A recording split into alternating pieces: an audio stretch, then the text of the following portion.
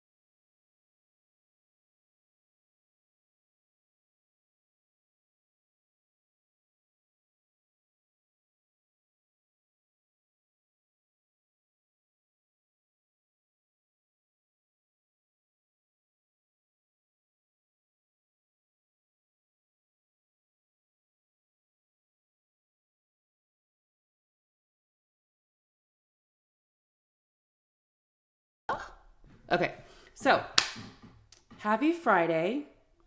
Um, yes, I was wiggling with the corgi because any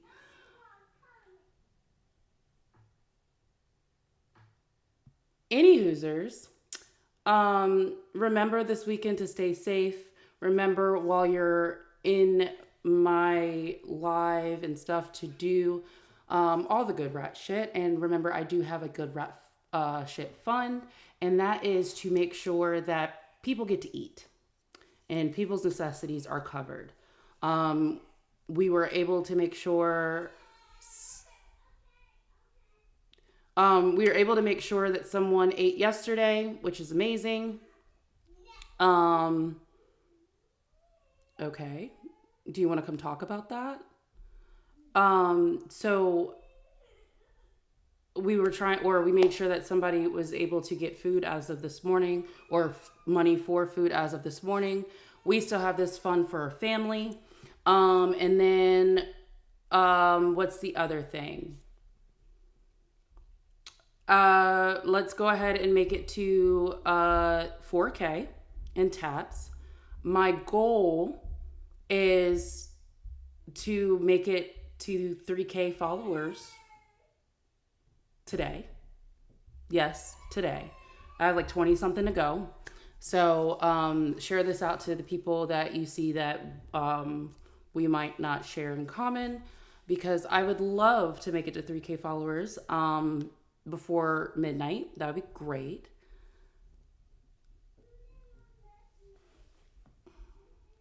No, I don't. Is that all right with you? Any Hoosers. The other thing is we have a special guest today. It's Moth because, hi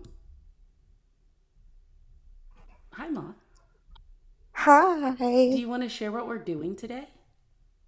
Yes, we are going to go over the challenges of getting disability, possibly linking to race, as well as being a woman, the possible pay gaps as well that could happen, and the difficulties of being diagnosed and seen at hospitals as a woman, as a black woman, or any femme presenting person that is BIPOC. Alrighty, I love that.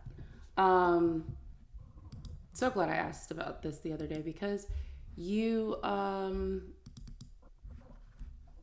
we actually found a couple of things which were surprising but not surprising at the same time. Hmm. Do you want to go ahead and get started while we wait for like anyone that might want to come up or call?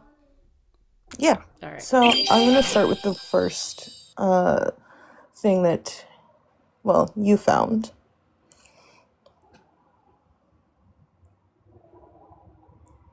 So we found out from it is from Health City .bmc.org. People of color with disabilities face double discrimination. So racism and ableism together create greater health disparities and call for stronger, equitable practices that increase across and reduce costs. So from the research I've done prior to this as well, and what I can remember, is there is a lot of BIPOC people that will get turned away from the hospital. They'll be told, oh, you're just schmug seeking. Oh, you are actually not in pain because of how our scale apparently is about, oh, black people could handle more pain. So we're taken non seriously. As someone who is a person that has chronic pain, I could say from firsthand experience and seeing going to different hospitals, the fact alone that there are people that have to sacrifice leading to like gas going to a farther hospital because there's one closer to me that disparage and completely writes off BIPOC people's pain. They also relate it back to another thing they relate it to is, oh, if you're plus size, then it must be this part. Or, oh, since you're not writhing in pain, it's not this. But sitting next to someone, there will be a white person that immediately gets everything for them. And I've seen it to happen too many times for me to start realizing, oh, wow, it happens everywhere. Because even if you're in a blue state, you will find hospitals that are predominantly staffed by white people that don't care about BIPOC people or don't care about people that have chronic pain. I could literally say your prescriptions on your file, like I have my prescriptions, and they will literally look at me and say, well, you just seem like you're seeking. And it's like, well, you see that I have been taking this medication for X amount of years. So I don't understand how that relates. So, but yes, we face more discrimination and stigma. And we can also see that with, let's see, we could see that as well because we could see that during hospital visits, there have been several people that will come back and say, oh, like I was written off or I was given the wrong thing. There was it was a couple years ago near me. There was a woman who actually tried to pursue the hospital that she was denied basic necessities after getting food poisoning. So she wasn't able to get an IV drip. She wasn't able to whatever because they said, oh, you were just going through withdrawal. And so she had to leave that hospital and travel about 4 miles to the next hospital for them to finally take her seriously. And it was until like she was really bad off. So yeah, and we have about adults living with disabilities is about 26% of the US population. Be that in mind, we don't know fully because we again face medical racism every day, and sexism as well, that we don't even know if this 26% is fully up to date because there are doctors that won't diagnose people.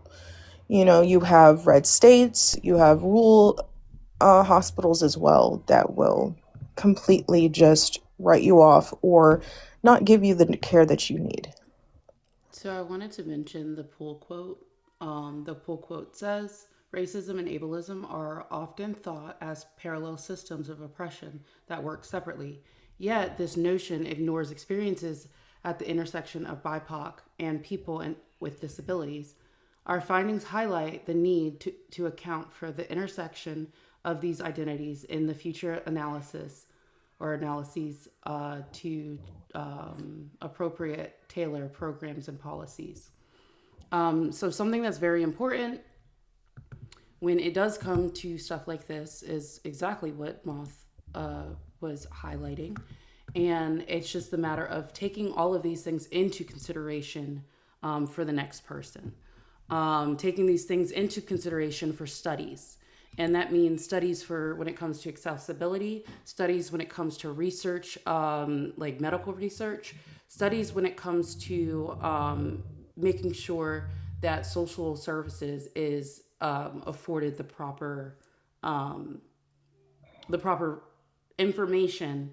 So when people are determining disability, that is one thing that is taken into account, where it's one of those check your biases, because it's the same thing within hospitals. This is why DEIA is vital, not only for staff, but also for consumers, not only for staff, but also for patients. So, like, all of these things are vital because of the systems that we have sat in, such as white supremacy and the patriarchy. And when you don't sit perfectly in either one of those boxes, then you will be chewed up and spit out. This is exactly why I will argue with Crunchy Leftovers about revolution, because we are looking at sacrificing the disabled community and like the trans community simultaneously. If anyone did not see, I think it was yesterday or the day before, just because I stayed up until like 5 this morning, 6 this morning. So I don't know which day I read it, but within an executive order, it was basically quoting Liam Neeson. What? Liam Neeson. I took my meds today. It was quoting Liam Neeson from Taken, and in an executive order. And this is talking about the radical leftists and pro or anti-American, pro LGBTQI, or no, sorry, pro trans, and what was the other one? In Antifa. And this is what is on lists for counterterrorism. We're not terrorists. We just want to care. We would just want people to be treated with the human rights that they deserve. So this is the issue when it's like we're being penalized for caring about humans. And I just think that's real fucked up. And y'all ain't tapping. I put lipstick on for y'all. And where are my heart me's? Thank you. Hi, Oya. Am I in trouble? No, of course not, honey. I'm going to be really calm when I say this once again. We have two black people up here, one a black woman and one a black non-binary person up here doing the actual work of advocating and did the actual research and are not just parroting what they what they heard from somebody. They're actually doing the freaking work. And here we are not supporting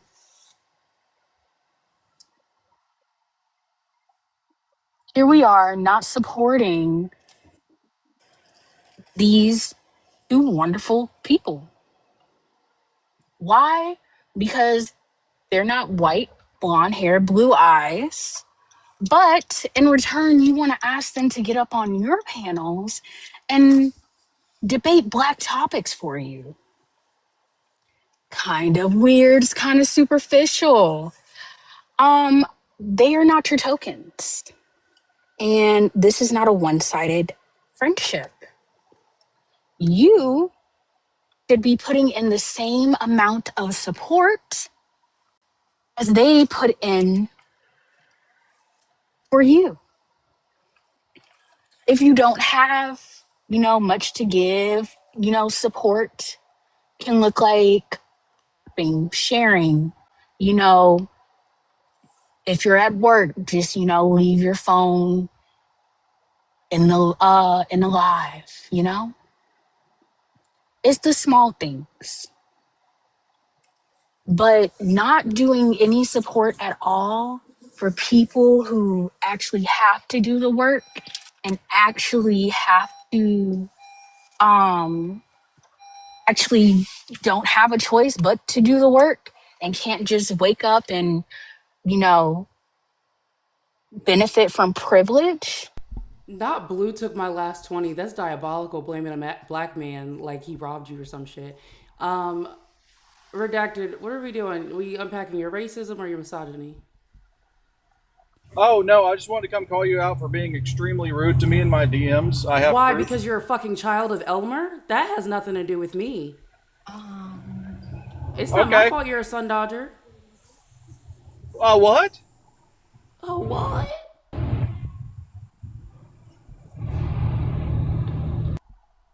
do I need to turn my customer service voice off?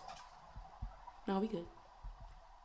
Okay. I don't know I why need you people are guys. upset for being called sun dodgers and Elmer's children when that's exactly what they are. Because somebody decided to say, I'm rubber, you're glue. You're literally an Elmer's child. So please. I I took that as I ate glue. I thought you were suggesting that I ate glue when I was younger. So my bad. Okay, probably both, but I was just saying you're white. Indeed. I'm sorry, did a white man come up here to center himself? Yes. Damn, that's weird. Okay, whatever.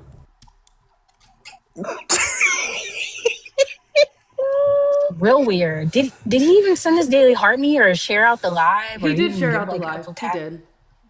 Okay. All right, just asking. At least he supported. He did. No heartbeat, but I did get a shared live. Maybe, yeah, never mind. There was a heartbeat. That's fine. Okay. It's the minimal things, like, at least he did that. So I can't knock him. He didn't come up here to benefit off of He said there, our damn. Uh-uh. So, damn. no, this motherfucker is mad because he has a very distinctive voice, and people with the tism were like, we know that voice. And he's mad because he got called out. Anyway, um, yeah, so support Just black support black creators. women, Thank you. black creators. Just do it. Just do it. Because I'm tired of white creators grifting off of our marginalization and then in return not supporting the very same black creators they want to come up and debate racial topics. But anyway, Oh, look, I fixed it so then it's like see-through, so then I can be a blue-haired liberal. I love it. You will look really good with blue hair. I want to do the midnight black. Okay, back on topic.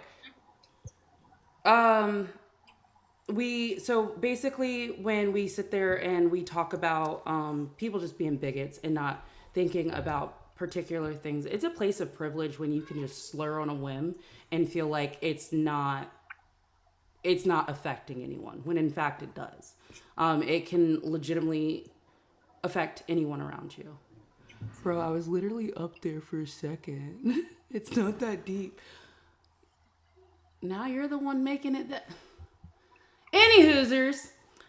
So this is something that we need to be conscious about.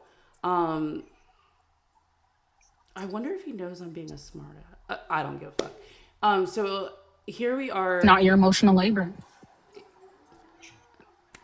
Anyway, so what we look at is like when we like use certain like when we by we I have black privilege, so there's really none for me. But like when you look at like microaggressions, when you look at just slurring willy nilly, just a second.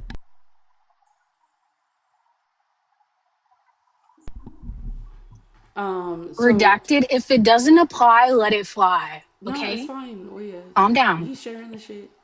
He getting this fucking. Oh my god, it's hot. Okay, so we're talking about like people were like, oh, Zam, I'm hella privileged. Do you want to talk about the privilege, or you just want to point out that you're privileged? But any Hoosers, this is why it's very important to be mindful. Like, why be in a practice of saying shit that you wouldn't want to hurt a family member by saying? Like, why would you sit here, and it's not even about their character, something that can be changed, or behavior that can be changed. It's about something that legitimately cannot be changed. I can't change my skin color. I can't change my standing in the world in the patriarchy. I can't change, and this goes for anyone really. Like, even though you benefit from the patriarchy, you are very much harmed in the patriarchy, because that stops you from being who you are. Like, because it puts you in a box, and thank you, Todd. So it puts you in this box, and so if you don't meet that, like, those levels of masculinity and shit, you're not enough. Why do you think men walk around angry?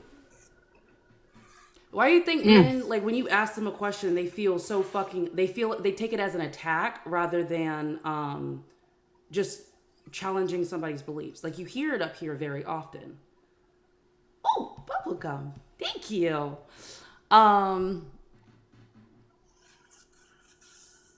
Because that helps them retain the privilege. Yeah. So, and the thing is, when we say privilege, we don't mean monetarily. I know, like, privilege is very much, ouch. So we know that privilege is very much something that has typically been used in the context of money, silver spoon. But when we're looking at the systems that we are under, we are talking about white supremacy. We are talking about the patriarchy. Democracy. We are talking about classism. So these are the things that these are the systems that we are within that actually they harm us. Yes, there are people that benefit from it just because they fall under, like, that. They fit the mold of being white or being a man. But that also means they have to fit in that mold in order to maintain that status of being a man. I mean, how many people have you seen, like, that are accomplices that get called race traders and fucking token collectors and all these things because they're not fitting the mold of white supremacy. It's the same thing with men. A man goes to fucking therapy. Oh, they're weak. They're this. They're that. A woman likes to have a muscular body, and that takes away from their femininity. A woman gets into a trade rather than being a teacher or being a stay-at-home mom, and automatically she's butch or a lesbian or this, and that takes away from her femininity. So we get stuck in these fucking roles of the system, and even classism. Because you can be at the top, but people are like, oh, then you don't have any problems. You have the money to do away with your problems. Money doesn't bring back the loss of a loved one. I mean, I'd rather cry on a beach than in a Toyota Corolla. However, their pain isn't any less than mine. It doesn't take away if they have a disability. Yes, they have more access to care, to better care with that disability or having a disability.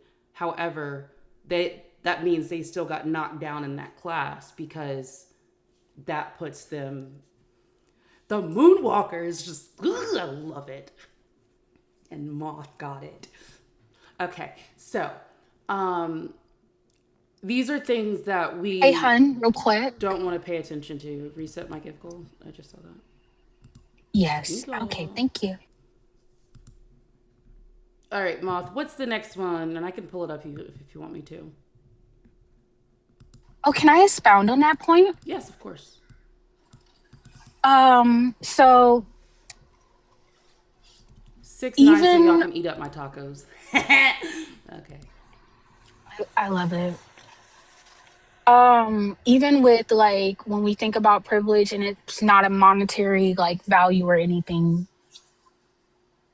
it's the ability to have freedom, democracy, and like equality. It's the freedom to not fear when you're being pulled over if you're going to be murdered.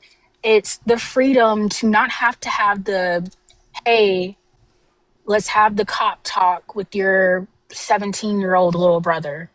17. It's, I had that conversation with my 9, 10-year-old at the time. yeah, Sorry, go it's ahead. only because he started driving. Get the. Um, what? Go ahead. But it's like, it's the freedom to not fear for your child or like your husband or even yourself. It's the freedom to not have to advocate so hard for yourself and your loved ones. And I'm not saying that we as I know as a cis hetero black woman have hetero privilege or cis hetero privilege, but not in the way that you might think that I carry a privilege.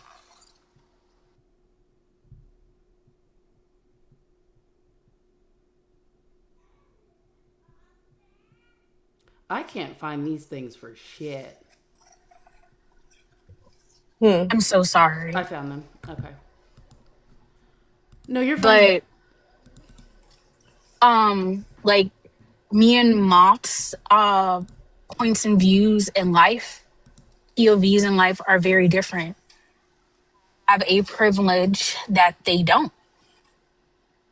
And it's because you know, I'm cisgendered. And you liked it. To be queer and black, to be queer and black is I, I really, I feel for the queer or the LGBTQIA Blah. community that are black.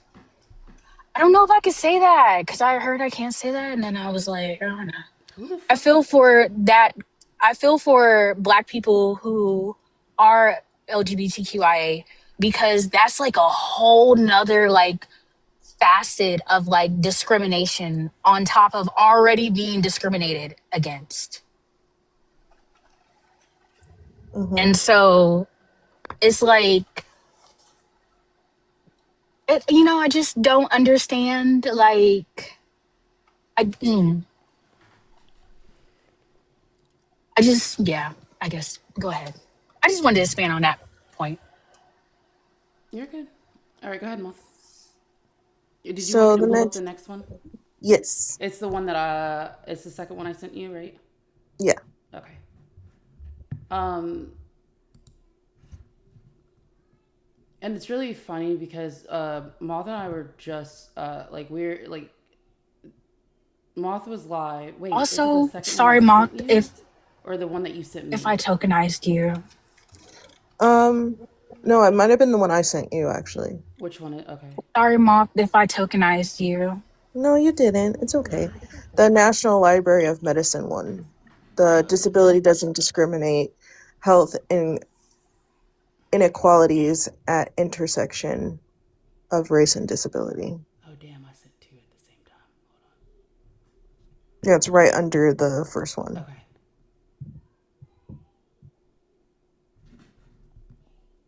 Aha. Okay. Yes, it's so okay. We're going in order. We got this. By we, I mean not me. All right, I'm gonna move this over just a second. There we go. Thank you. All right, I think I have like 2 more things left in my gift gallery, and I would love to finish that out. Also, let me do a quick announcement really quick before we get started into the next discussion. So this is the historical context one, right? Or is that the next one? Yes.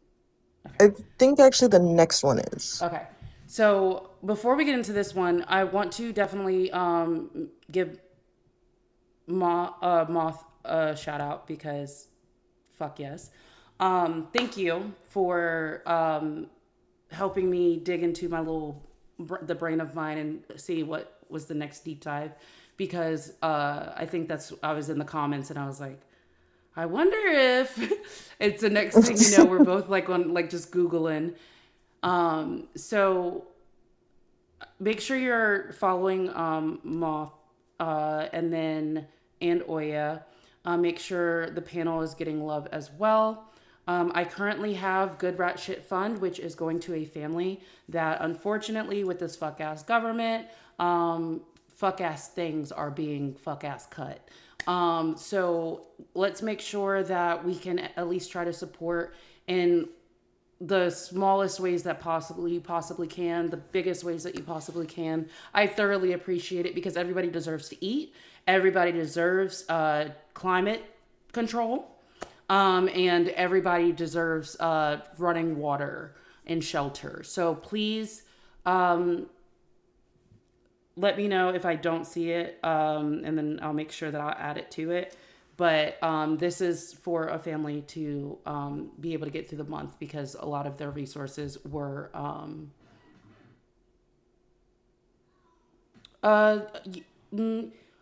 let us get through this next thing with the disparities of race and disability, and then we can go back to redistricting. So yes, please make sure you're supporting all around. I'm being and I will send fucking receipts if that's what you want. But this is legitimately going to a family in need. I make sure my shit is taken care of first. But I just want to make sure that you all know that as well, because I know it's very hard to, like, once you go through these different things with different creators and you're just like, what is the money even going to? I am telling you, this is for basic needs and necessities for a family whose resources were cut. So back to the album. What is that? Oh, that was my Tyler the Creator stem. Sorry. Somebody wants to know, or Eric P wants to know, do you only have Venmo? I do only have Venmo for right now, because my government had to be on my PayPal, so I had to make a business one, and I haven't finished it yet because ADHD.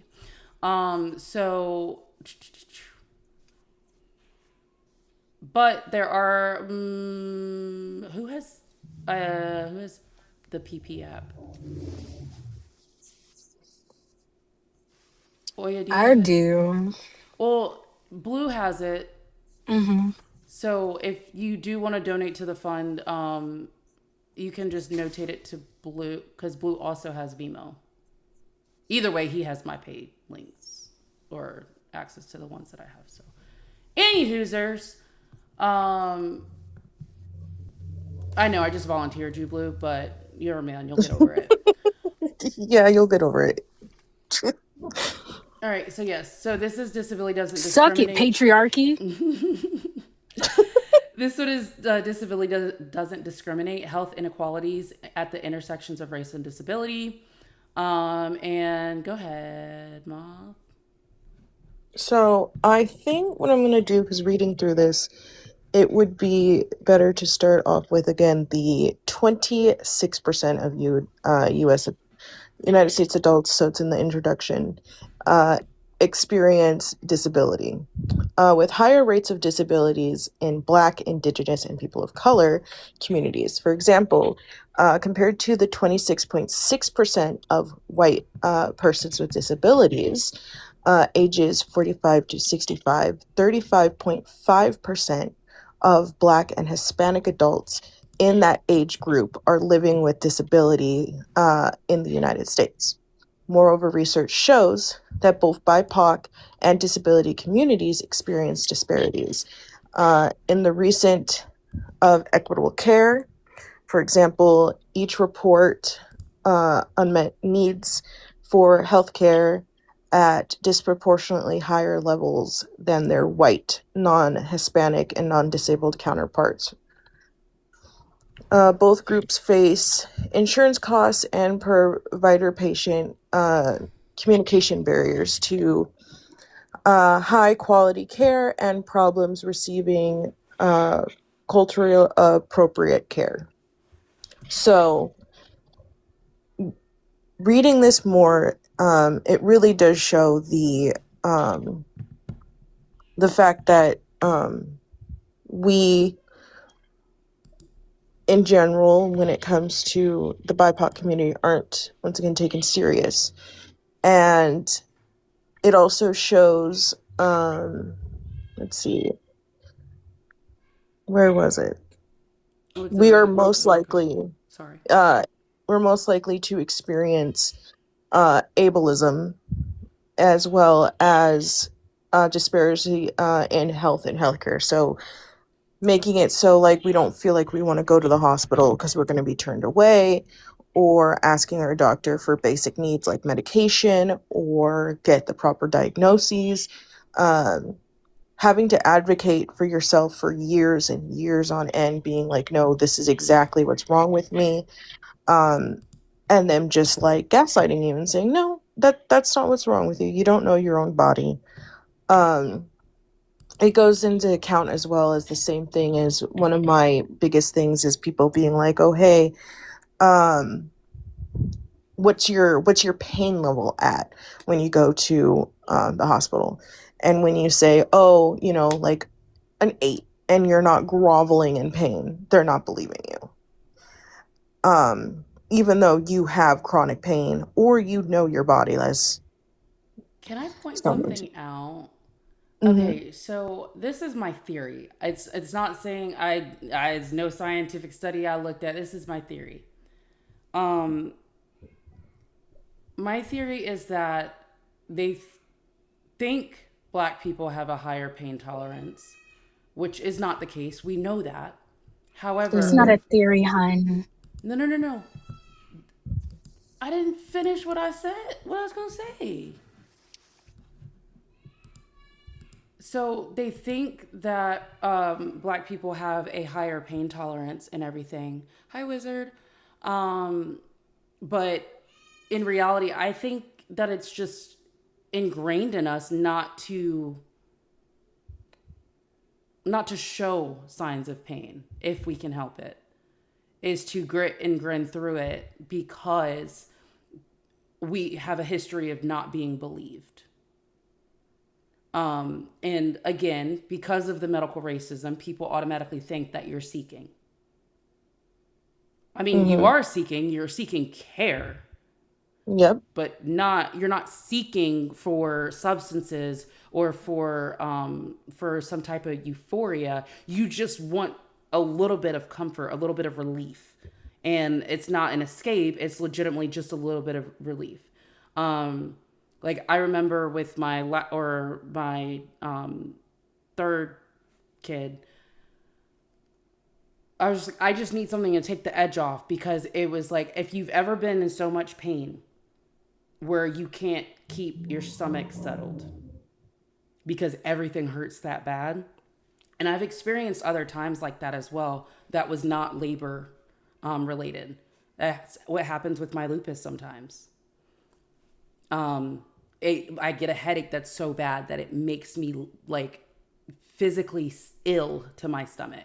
So like not to mention moving hurts. So then I got to move fast, make it to the fucking toilet so then I can, vomit. Sorry, graphic, but that's just the way it is. But then you have people that still won't believe you.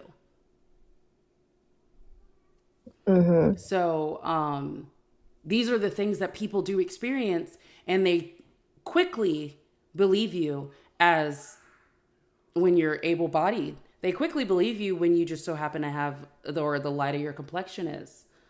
That paper bag test, right? So these are different ways that people will actually believe you, but it's not a guarantee.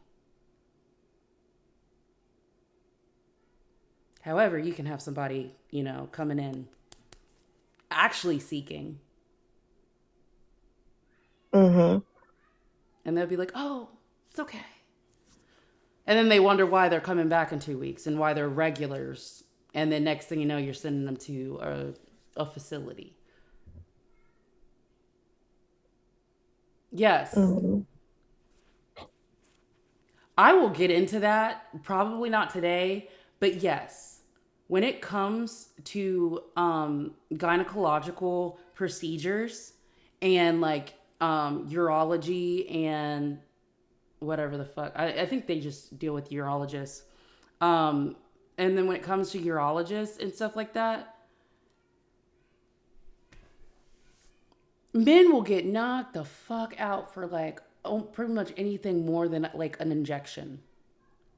Yep. Whereas you go and get your inside scraped and like legitimate samples taken off of like sample tissue getting taken like off of your internal like organ, and they don't even numb you. Yep. For women, you do not, or for anyone with like for gynecological purposes, you do not get numbed. You get the duck bill, and then you get like some shit that's just gonna clamp a piece of tissue from the inside of you. You don't get numbed. So there's even medical disparities there. Thank you so much, Eric. I really appreciate it, and I'm sure this family will appreciate it. I love that so much, and just W's to you. And if I can get W's in the chat for Eric with a K,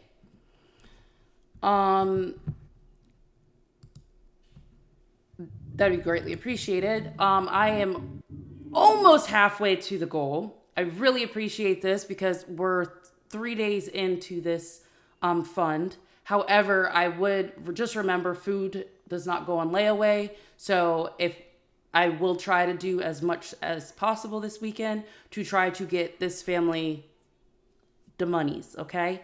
But please help out where you can. Oh, my crowbird's here. All right, you ready?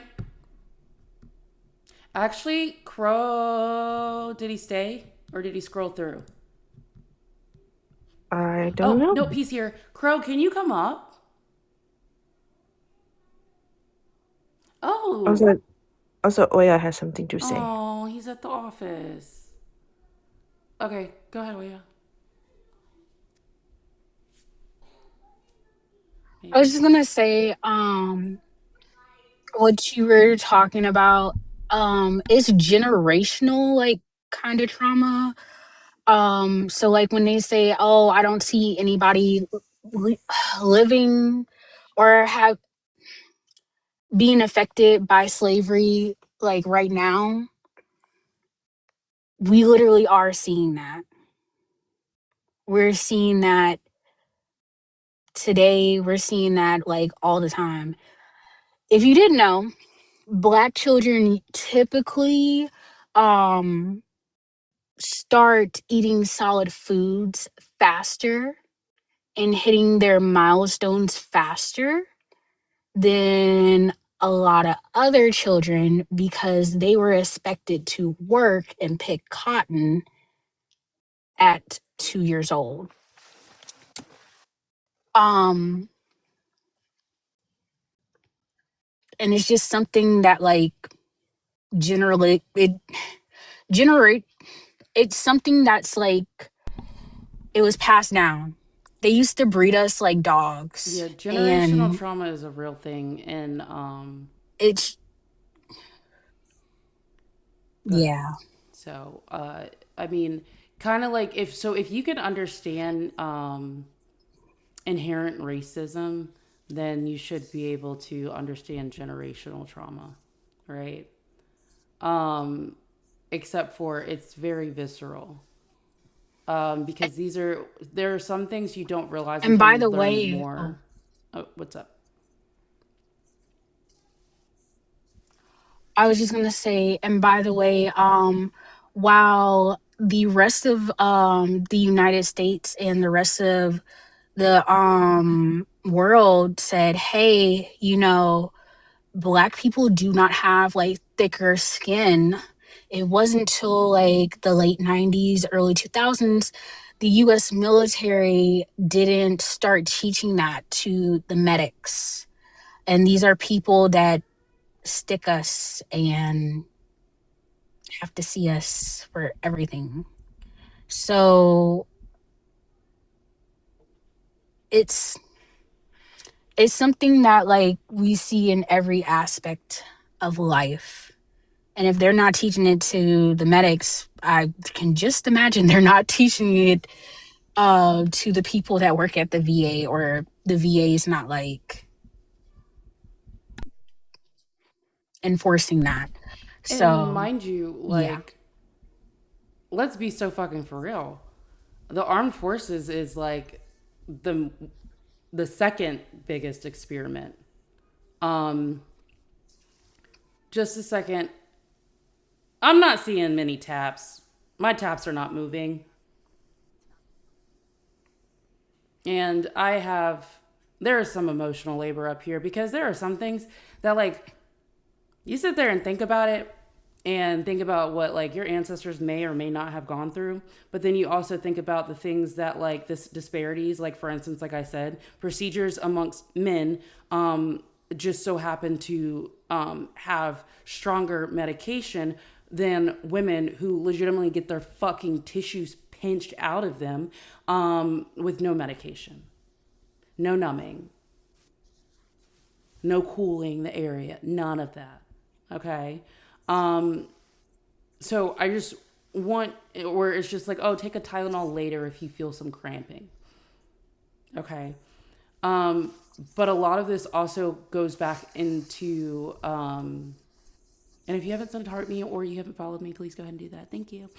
So a lot of that also goes into research, and they gonna see how they're gonna get away with shit. Because there's one thing and I haven't gone into it on my own live about the things that when it comes to disabled vets and the whole thing that has basically transpired from July 2025.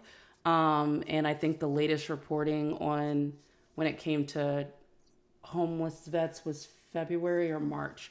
So all of these things that I have put together that I have like been like, golly. So I need you all to be mindful. But I would like you all to go forward and be more so informed that it's not just, oh, slavery was bad. However, the civil rights were bad. However, oh, racism's not that bad. But understand that these things are still prevalent. These things are still happening. Okay? Like, they're still happening, and like, especially in rural and less informed places. People are Oh, less likely speaking to of be that, able to get certain um, ratings when it comes to disability or any other like social programs. Which this is mainly about disability though, where it's harder for them to get the reward or oh, okay. we get. Oh, I call it rewards because of the fucking, but the stipend or the amount that is distributed amongst people of color. Yeah, you're lagging a little bit.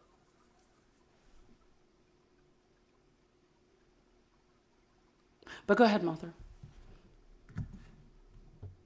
Right. So now it's in the same thing we're going over. And it also focuses on how we focus our analysis on Black non-Hispanic adults and Hispanic adults with and without disabilities due to small racial ethnic sample size. for other BIPOC. Our retrospective cohort study includes 2 analytic samples: 18-year-olds, Black, non-Hispanic adults, and Hispanic adults of any race. So, with respondents were categorized as having a disability if they reported a lot of difficult in any of the following areas: seeing with glasses, hearing with hearing aid, walking or climbing steps, communicating in their usual language, remembering or concentrating or self-care activities. Combining disability types into a single catch-all category is not ideal because of how types of disabilities interact differently with the environment. However, the NIHIS first asked these questions of all sample adults in 2018, and the sample sizes of each disability were too small to be examined reliably. When possible, we describe some primarily different by disability type. So, with that, the measures they did, outcome measures included self-reported usual source of care for sick and routine care. Respondents reported 4 separate measures of unmet needs. 1 and 2 delayed for warrant care due to cost. 3 delayed care due to availability. Could not get enough on the phone, wait was too long, and 4 went services, prescription, medication, mental health care due to cost as well. So it seems that a lot of times, whereas white counterparts will get the cost covered, we typically don't. It is interesting because after diving into this with the stuff that I've read, it just goes to show how much we are at a disadvantage here. It's mostly the fact that, yes, everybody, can face insurance issues. Everybody can face that. But it seems that when you go to a hospital or you go seek healthcare, you go to a doctor or anything like that, it is very hard to get those bills cost because, once again, they don't take you seriously if you are BIPOC. That is it. And I honestly, my thing is, I personally feel like it could track back to the war on schmugs. I think Because they that started because they did it, and it's actually they did it, and they would also boom black neighborhoods for being radical. By the way, so when we're saying these things, it's historical context. Like, they have legitimately, because people were in a part of the resistance and they just so happened to be black. This is why black people are saying white people were waiting on you. All right. Prepare yourself.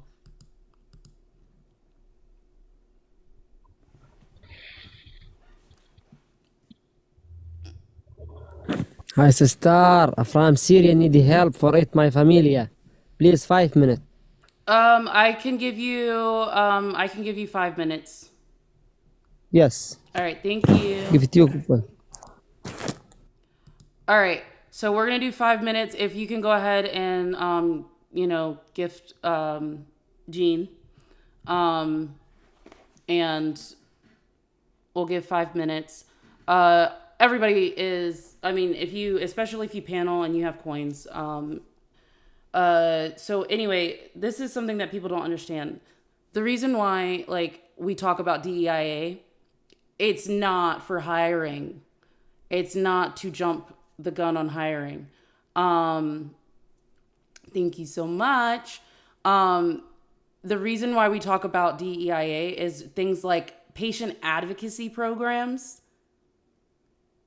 Moth, how many times have you had to advocate for your own mental health, physical health?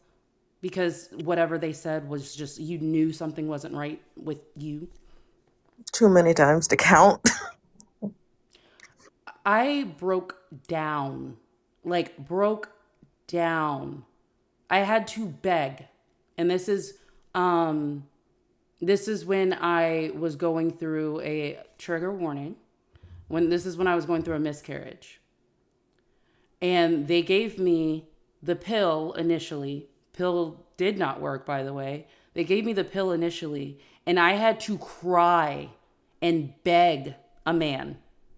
Cry and beg a man to give me quarters, which means I got to go home instead of going and working in a warehouse that had stalls, because I had to wear a diaper instead of just a regular sanitary pad. I had to describe this to him, cry, and beg for him to write me a slip for quarters. He's like, no, it's fine. You'll be fine. It's just like a period.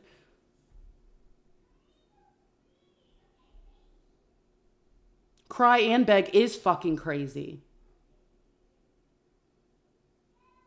And the thing is, and this is why I say it's medical racism, because it was a black man. It wasn't even like, so like, and he went and talked to a woman physician, and she just looked at him like, why that should be a no-brainer. Like, what the fuck? But I had to cry and beg for him to go talk to someone else to basically legitimize me going home as I was passing tissues.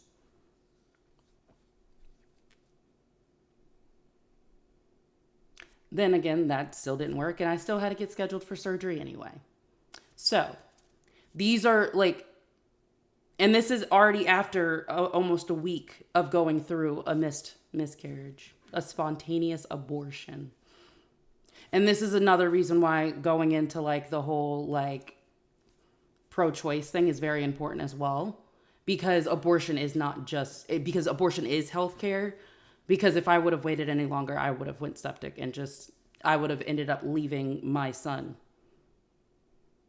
because they didn't want to listen to me. I had to cry and beg for that grace to be able to go home and mourn and bleed essentially in the privacy of my own home, instead of being in a warehouse bathroom with multiple stalls changing my diaper. So when I say this is a very real thing, it's a very real thing. It's a very real thing within the army, within the military. It's a very real thing on the civilian side as well. My two youngest, actually all of my children, when I told them, hey, I'm ready to push, they're like, no, there's no way. Every single time a baby came out of me, the medical staff was surprised. Y'all work in labor and delivery. Why are you surprised? Because they didn't trust me to listen to my body, but because of medical racism, they didn't trust me.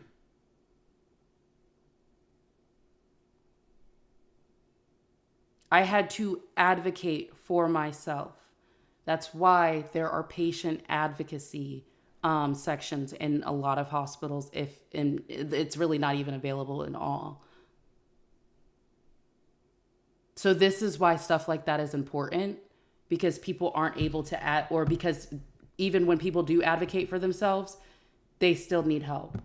Thank you so much, Jean.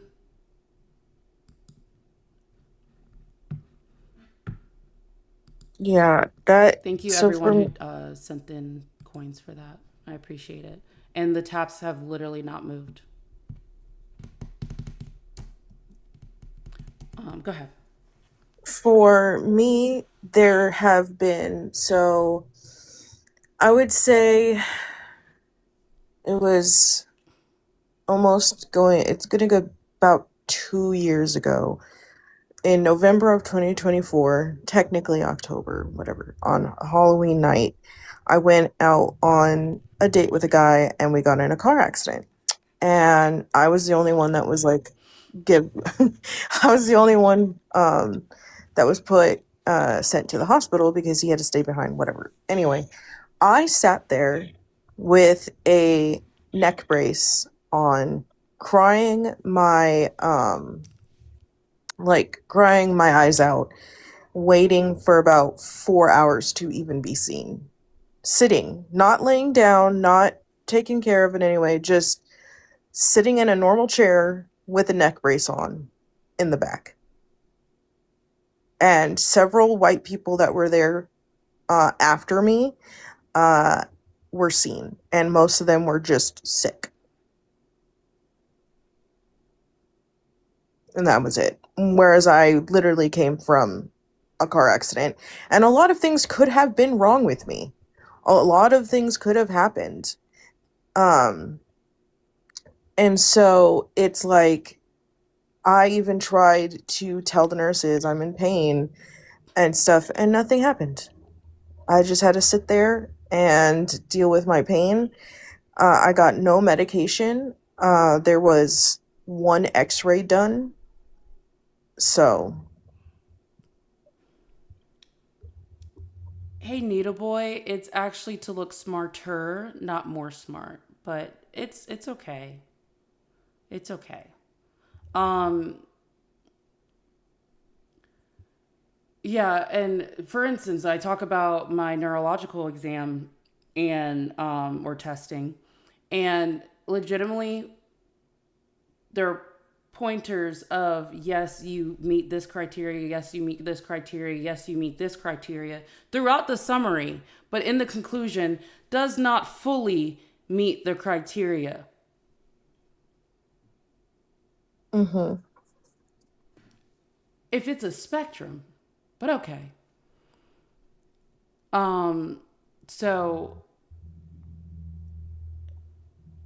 homie's just saying shit down there. Half like so and people thought I was being funny when I said like I probably failed my autism test because they really thought I was being funny. So that's a really deep reason why for that. You want to send it to Discord? Um but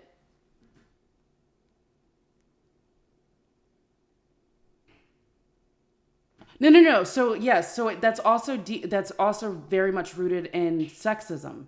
I understand that because the studies are off of men and how boys handle things because girls are really or girls as opposed to boys are really good at masking, and their special interests just so happen to be the special interests of the typical girl, right? So these are the different. So tests are also very sexist, and so, however, I'm like looking at everything, and it's just like that's why I say I have 3/5 autism. And but even my referring psychiatrist was like, yeah, this isn't fucking right because literally autism is a spectrum. So if I'm on the spectrum and you say I don't, it's not that I didn't meet the criteria for autism. I didn't fully meet the criteria for autism. So that means I partially met the criteria for autism. Therefore, I am on a spectrum for autism. And so I was telling her this and she was like, I mean, half the tests were inaccurate anyway. I was like, yeah, yes, yeah. I say 3/5ism because of medical racism. And it's the same thing that happened to me when I was trying to get diagnosed with lupus. Not trying to get diagnosed, trying to figure out the issue that was my lupus. They kept sending me home, and I had a face that looked like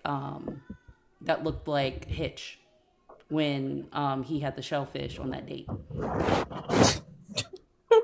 And they were like, nothing's wrong with you. And I'm like, my nose was like out here. Like the bridge of my nose was like out here. Eyes were almost swollen shut. All of this was swollen. It was bad. I looked like I got my ass beat a lot, and my face hurt a lot.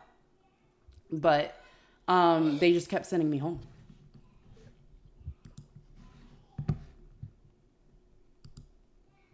Yeah, there's been times, not the same, but the same, when I have my major flares and I'm going in and I look like utter shit. Like, I look like I'm paler than normal, and they're like, "You seem okay. You're okay." I'm sorry. Do you examine me every day? Do you know how I look?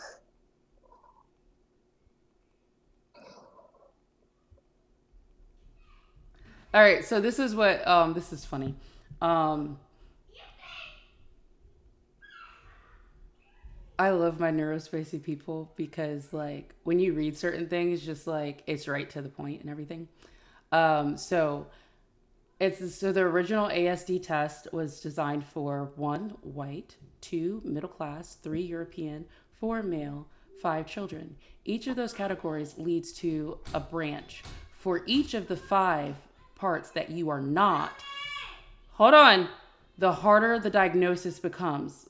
Like, or, and this is from Crow, it says, like me, as the first 4, so my little bump was being an adult. I present as the first 4. I don't know how I missed that entire word. You change 4 or 5 makes your diagnosis radically harder. So, and yeah, he said he's deep dived into this. I have read about that, and I've read it about all of that. And the thing is, that's exactly why I invalidate the test. And this is also a reason why a lot of people are like, "Oh, it's a self-diagnosis. It's a self-diagnosis." It's not. It's not because it's a trend. It's legitimately because we have to point out all of the things that we actually do meet in the criteria plus more, right? And then we have to continuously tell this is what we're experiencing. We can diagnose ourselves. And like when I say this, I say it from like a marginalized perspective. We can diagnose ourselves approximately 6 months before we are diagnosed. And when I say diagnosed, I mean like we can tell you there is a problem about 4 to 6 months before they actually figure out what that is. Mm-hmm. And that's just, I mean, yeah. Uh-oh. Here comes another privileged. Oh, I did not mean to request. I was tapping. It was the privilege that got him. He was like, find an excuse. Find an excuse. So yeah. Again, you can thank Black people or people of color in general for patient advocates. Because when you fit all of the criteria, racial, like demographically, then it's so much easier to diagnose. So much easier to just be like, yep, here you go. I know I have the dinotism is wild. I still can't get over Crow's, and this is not, it's fine, he's indigenous. So I can't get over Crow's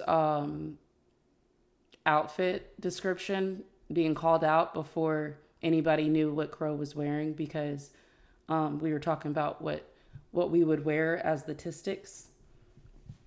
And mine is just an overshirt or like a cardigan. And Kayla pointed out that the Tistics would be like really bold patterns that don't go together. And Crow just sent us a picture, and I was like, I remember that. The way I fucking cackled. All right. Any hoosers. In conclusion, America hates black people. I don't know what else to fucking tell y'all. We did a lot more research than this, and by we I mean Moth. Mm-hmm. But this is the reason why I also go into like to not vote is a privilege, because when you don't fit all of these at the bottom, you're not going to be impacted first.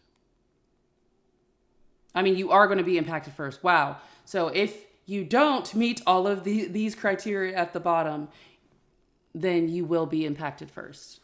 That's why I can't stand the talk about having a revolution. I can't stand the talk of stuff like that.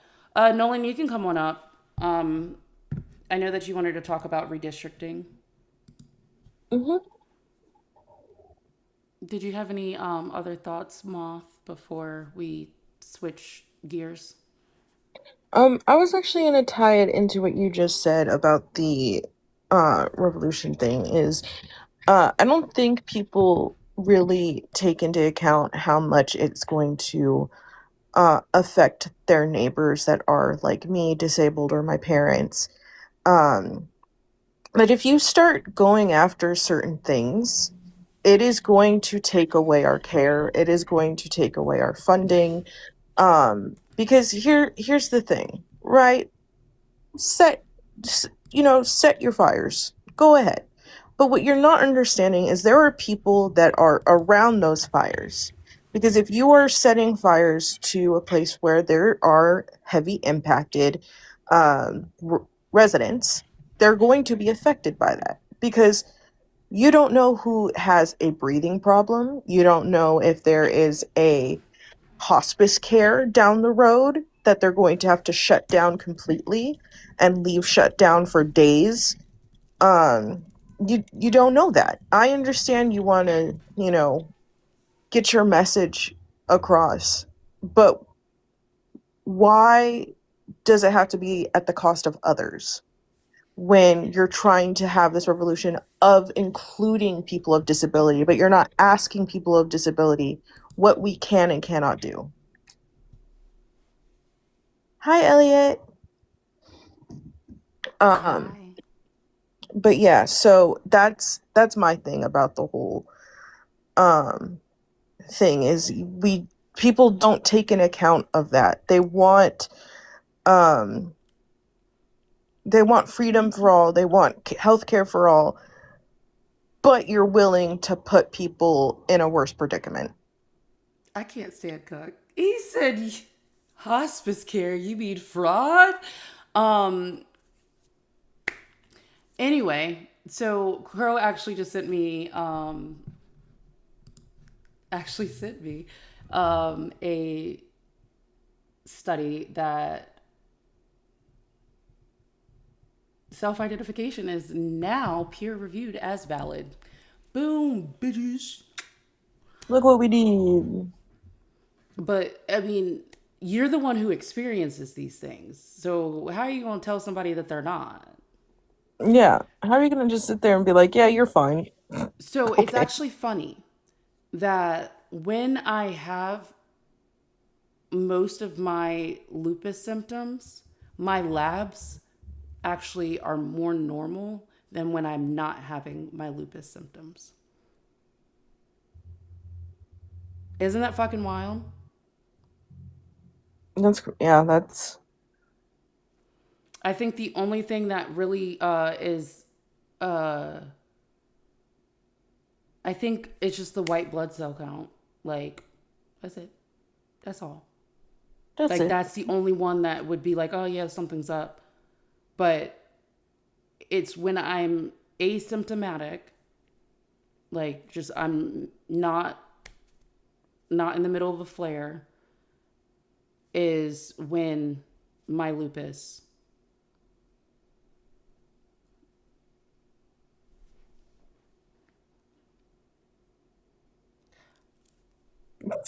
Crow.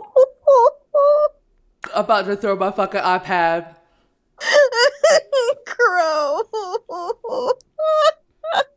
Cuck, take a picture of that.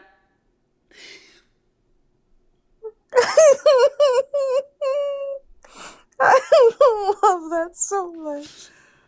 Why would you say something like that?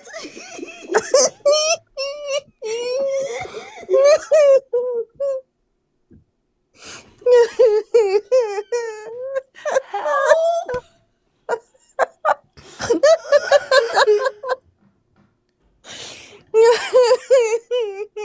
That's like gonna be my favorite comment in so long.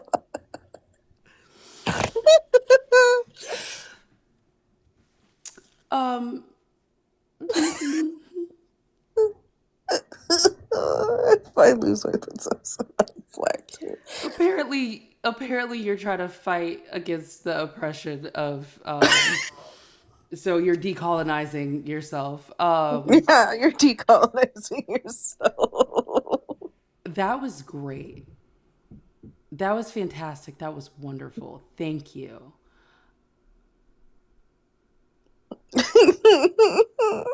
I love that so much.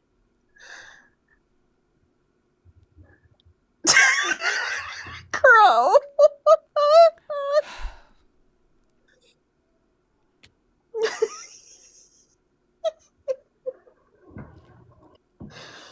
Crow, go look at the my most recent video I posted. I was so like I was y'all, when I think something is so adorable, like I'm back in a space where like I can have like happy tears. And I was in the zone. Like I was in the zone when I started making that video and I was like, guys. But I felt so bad because I had just read somebody venting about their struggles currently. And all I could do was smile. Like all I could do was smile. I was like, I love that so much for you. I love that for you. And then I remembered another time I had that, like, my heart just started, like, tingling. And it was when someone was describing them starting hormones and stuff like that. And I was like, I love that so much for you. And I felt bad because you could hear, like, in their voice, like, I'm just not used to this type of discomfort. I don't, like, how do I, like, what's the best way to make me feel better about this discomfort, stuff like that. And here I am, and I'm just like, welcome. Like, if that's not affirming, I don't know what is. And I love it so fucking much. Like, I hate it because of, like, the struggle or the struggle at the time. But, like, I hope they look back and be like, this was my moment. Like, these were my moments of, like,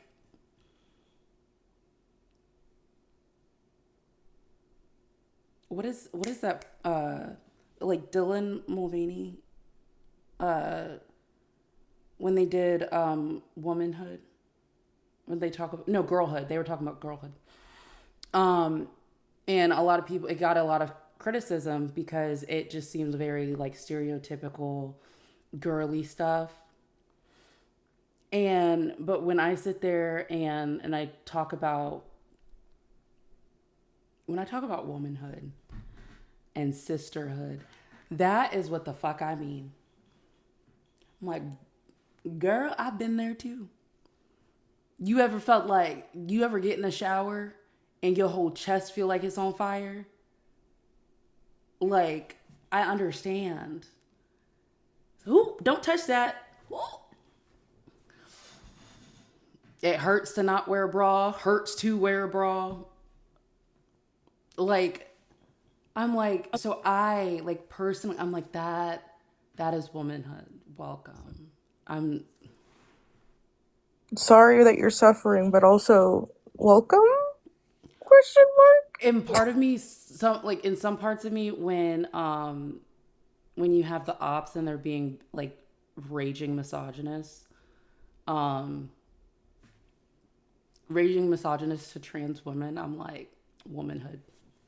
Womanhood. They see you. They can't deny you. This is affirming. And I just like, it's something that tickles my brain because it's just like, you're not being, and this only, like when I say just the misogyny, I'm not talking about like the violence against people, right? All the we've had conversations about that. So I'm talking about like the misogyny where they won't let her talk, they won't let her do, and they crash out when like she goes dommy mommy on them, and it's just like,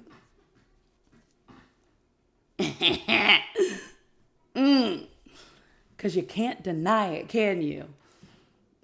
But they'll sit there and they'll talk to men on the panel and let them talk and let them speak, and I'm like, look at you affirming. Look at you contributing to gender affirming care. Look at you. Oh my gosh. You don't even know you woke. You don't even know that you're supportive right now. So it's legitimately my favorite when they walk into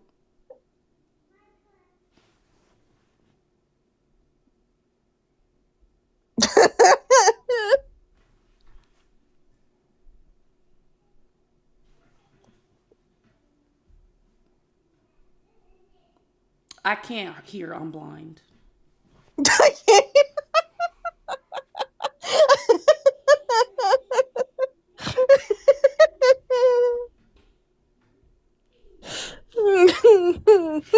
the fuck is Eli for that clip? So, can't hear a car in sight. Can't hear a car in sight.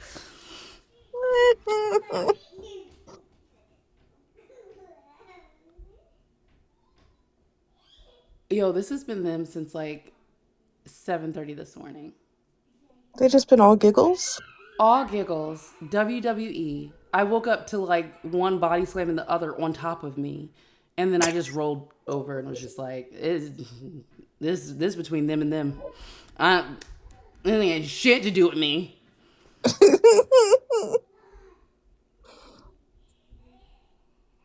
Doesn't go far enough. I don't believe in LGBT. I believe in LGBT in schools doesn't go far enough. Make everything gay as fuck. Yes.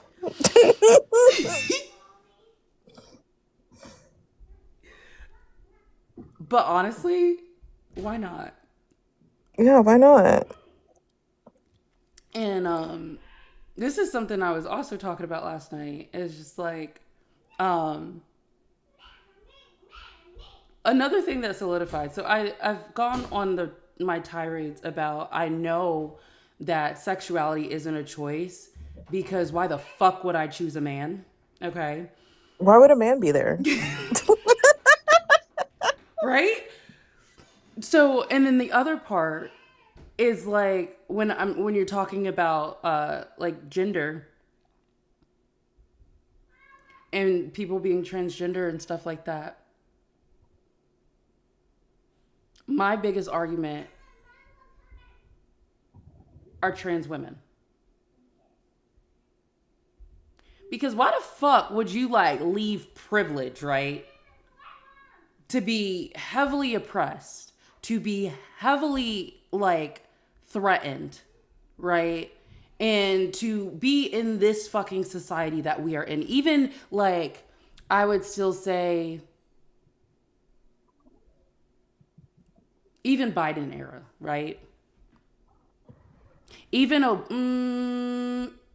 we only get like little slithers of like fucking signs of hope when it comes to the Rainbow Brigade, okay?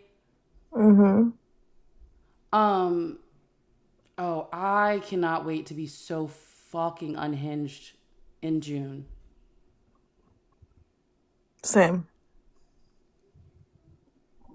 After we're done with Good Rat Shit Fund, there will be a Rainbow Fund.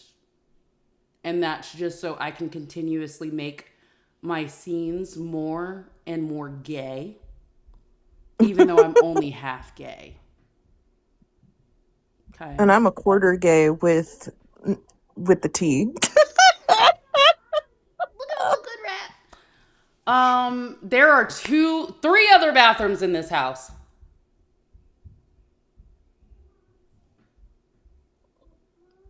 So, yes.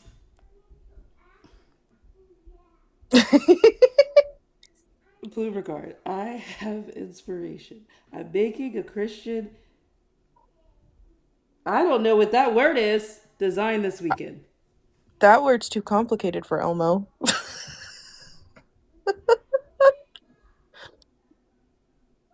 Please say it was a typo. Please say it was a typo. Please say it was a typo.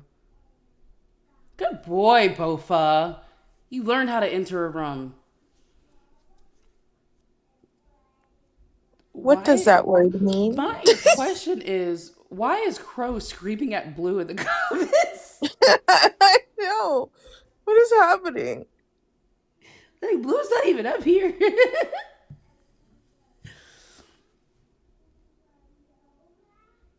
What word? Edit prompt. Damn it. Agitating propaganda. Ah. Is it a word or bird merge?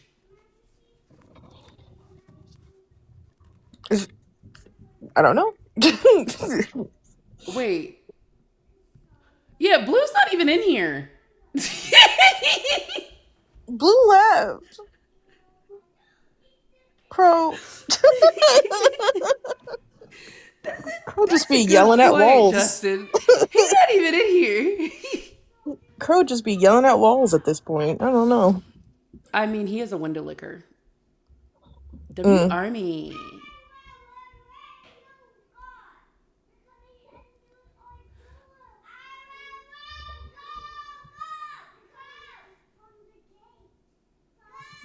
That was oh. He's back. So this is your daily reminder to take your birth control. Or, get an Or get IUD. snipped. Yeah, or snipped. Or actually, throw phones, not ass. Yep, throw phones, not ass. Because men should be lonelier. Yes. See, I can't say that anymore considering there is a major scandal going on within the government and the elites. So, I can't even say that for funsies anymore. But at least I know my kids would be safe because they're not white. Oh, damn.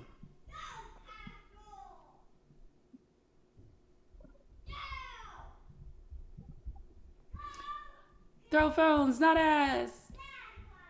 Throw phones, not ass. We need to make a song for that. Why are y'all so loud? What is happening? See, and this is why I don't got no kids.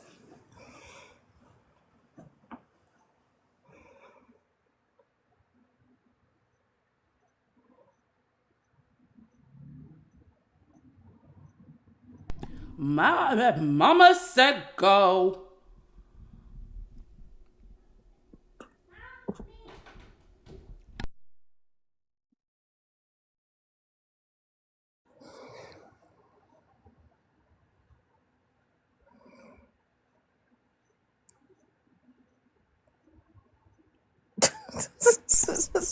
Crow. I literally, this is the reason why I didn't get a 3-bedroom, 1 bath or 3-bedroom, 2 bath.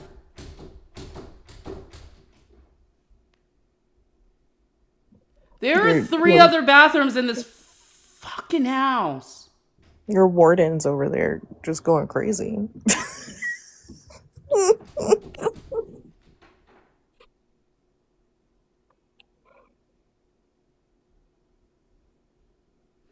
Oh, no, my 13-year-old has the ADHD, right? So his stimming is, no. it's worse than the littles. But then we're all like stimming sometimes. So everybody's just yelling and everybody's still overstimulated because the other person's yelling, but the only way to regulate ourselves is to yell. It's a good time. It sounds extremely healthy and beautiful. And on top of that, I don't have much furniture because I don't know how to like internally decorate and shit. And I also quit my job right after I bought my house because, well, racism. And so all of this stuff together, and I still haven't got my fucking tax return, and I filed in fucking February 11th. Any Hoosers. So I don't have that much furniture, so things echo. I know you guys know because y'all make fun of me and saying I'm in a fucking empty ass apartment. Any Hoosers. So it's really cool because if you go out into the hallway, it's like very open air. So then you have, and you can look over and see the front door and all that stuff. So the sound just like la la la la. And so when everybody's stimming, Everybody hears it. everybody's overstimulated. Just gotta love that. We just like everybody's trying to regulate. There is no regulation. So at this point, we just screaming and vibing. I love it. Oh, popular. Gonna be popular. Yeah, it's crazy. I've been on for over an hour and a half and haven't even hit 50K. Just say that you hate Black black women people. and femmes and people.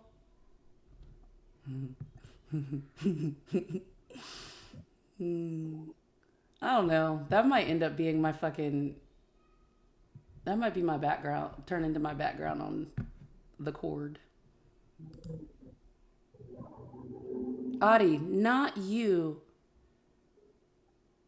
Not Ah, you. good boy, Mike. um,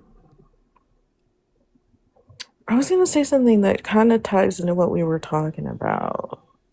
Colonization of white blood cells.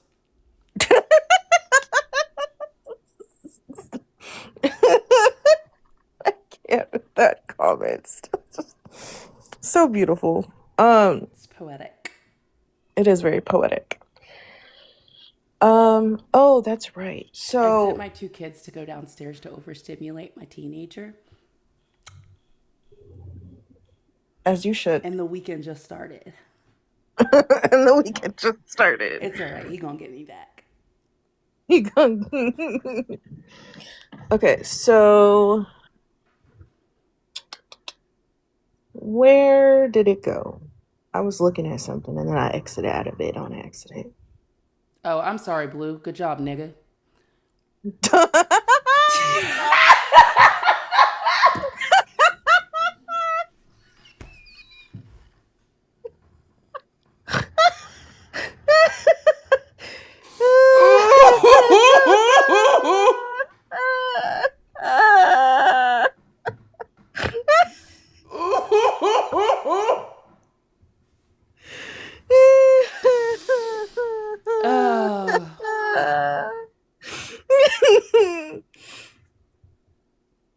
You know,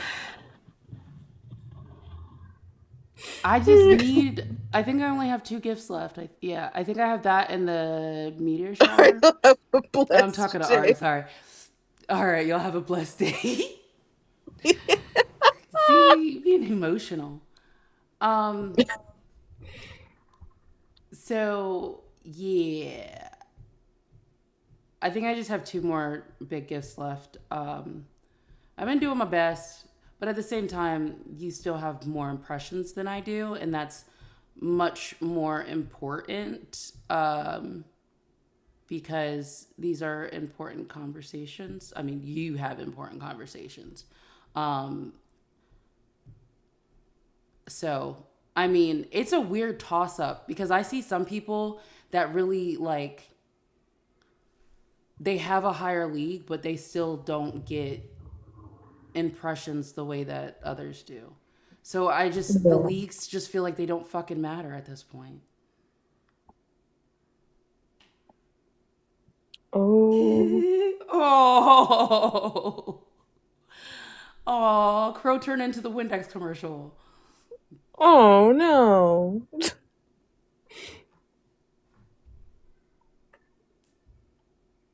Hey, Adi. What's my viewer count at? I had Steve on my panel and I couldn't even get beyond, like, I think it was like 96, 98.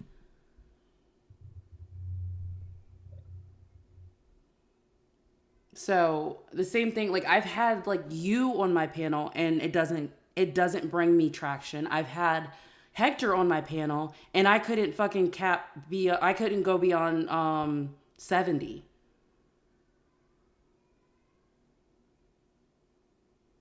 So damned if I do, damned if I don't. So at the very least, at least I can move up in leagues because that still that means TikTok takes less from gifts. That means I have more to socialize around. But yeah, that's another thing. It's just like,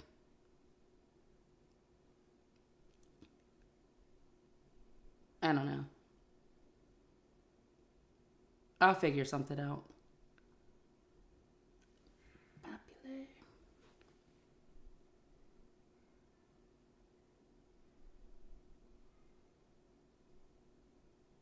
Cuck, be quiet. I can do another live tonight. After I go make myself some buffalo wings. Single dude apartment vibes is crazy. This is why I should not scroll back through my comments.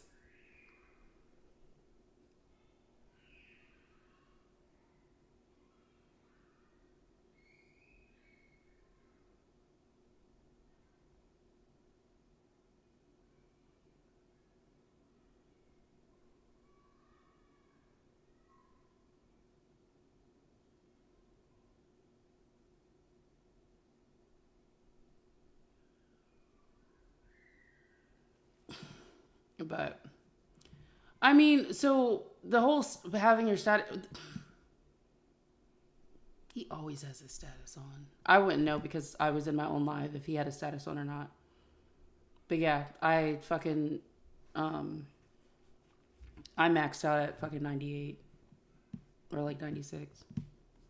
I've legitimately never had more than that in my live at one time. So that's because I do not have privilege. I vote. I didn't protest vote. I'm Only not a half child of of me. Elmer. Only I'm not half a of me maid. has privilege. I said only half of me has privilege, and it doesn't show.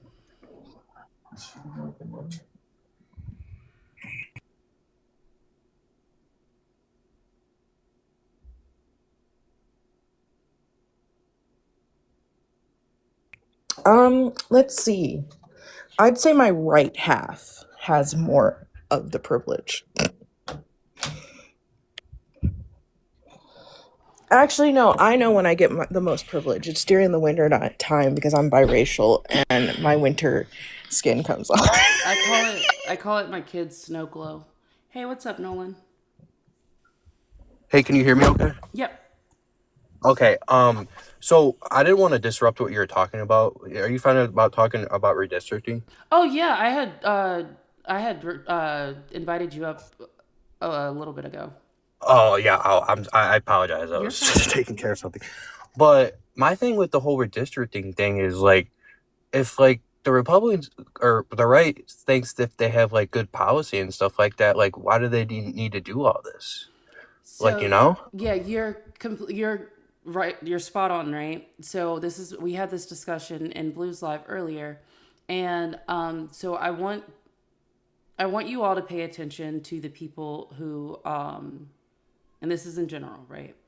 To the people who say that they're superior, but they do this in a way of shitting on someone else. It's kind of like MAGA when they make these Yeah. arguments, and it's like, but Biden, but Obama, but You Yep. know, they Yep. can't actually solidify their arguments with any of this shit. Yeah. I completely, agree with what you're saying. I just think like if they continue to do this, like I just think you gotta like see like, hey, do it in New York, hey, do it in Illinois. Like it's just like, I've never seen something like this where you just, do stuff like this. So, a big thing about that is to make sure that you're talking to people and organizing Yeah. and making sure, for instance, marginalized communities, helping out marginalized communities coordinate on how they can get to their polls, especially because of the redistricting. The poll, and they don't have to notify of the redistricting for people who are not completely entrenched in politics. So they don't have to notify of the redistricting, or if you're in a new district. And then, or that's at least in Tennessee. And then other things are making sure that you keep your registration up to date, because it's not Hmm. even, you don't even know if they're going to end up purging voter rolls Yeah. to match the redistrict, or so then you have to re-register to match your district, right? Yeah. But the other thing I have been saying to people is making sure that you're setting up ways of carpooling for strength in numbers, especially because a lot of people are paranoid about either ICE agents or Yep. military Exactly. members or any type of armed forces being outside, if not outside, but very close to voting places or voting Yeah. polls. So what I recommend is coordinating, park all in like a parking lot across the street or whatever, and all go in together. It's a power in numbers. It's empowerment when you know your rights and you know your safety. I want to go ahead and put together a document where people can have access to it so they know their rights and they have safety tips. So then, because when you know better, you do better, or when you know better, you're empowered to actually do. So these Yeah. are the things that we all need to be mindful of, especially when you are looking at a marginalized community within a red district. Yeah. How are they being disenfranchised? Do they have transportation? Did they Hmm. make sure that, especially if you have registration dates are wonky when it comes to voting? So did they get to register? Did they have Yeah. the accessibility to go register? Find out how you can help your community get to where they need to go when it comes to registering, when it comes to voting, and when it comes to just feeling more empowered and safe when doing so. Yeah. Because I believe you about kicking people off the voter rolls. I believe the Save America Act does that. That the bill they're trying to do in Yeah, but that would be Congress. federal, whereas there are Oh, some states that do purging, and that's how they did the studies of doing spontaneous purging, or doing spontaneous abortions with votes or with voter rolls, is is harmful to even their demographic. hmm. We just need more people. Because we need people to speak out if something happens or like, because like it's your right to like vote. Because if any, just speak out like if anything we just need more people to like come up and be able to speak out what like I just said. So it's just so Nolan, you're a child of Elmer. I'm no I'm 20. Yeah, no, I'm not. You're not a child of Elmer. You're not white. Oh yeah, I'm white. Yeah, I'm white. Sorry. So Yeah. no, you're fine. So you are a child of Elmer. You are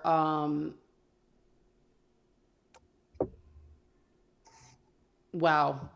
You are mask presenting either way, right? Hmm. You have the privilege to do that. You have the privilege to make sure that you and people who look like you are able to provide that safety net for people who look like me or people who look like Moth. Okay. Yeah. So this I continuously ask this question: when are white people going to be uncomfortable enough? And Yeah. this is one of those things. And I'm not talking revolution. Hmm. because that's only going to be harmful to the marginalized, right? So Yeah. I am talking about, hey, chickie, I am talking about making sure that you help provide that safety and that empowerment to marginalized communities. Don't speak for them, Yeah. but be able to empower and help elevate their voices, okay? And it's people that look like you that are going to make the biggest impact, because we were just talking about how they used to call particular people in black neighborhoods radicals. And Yeah. so they would just bomb the neighborhood or bomb the houses. The US government bombed civilian houses. Yeah. So we can't do that shit because they see us as less than. They don't see us as like deserving of any type of rights or decency. However, they can identify with you, and that is very much important.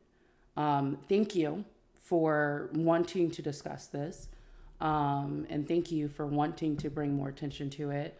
I think it needs to be discussed daily, Yeah. if not every 2 hours, okay?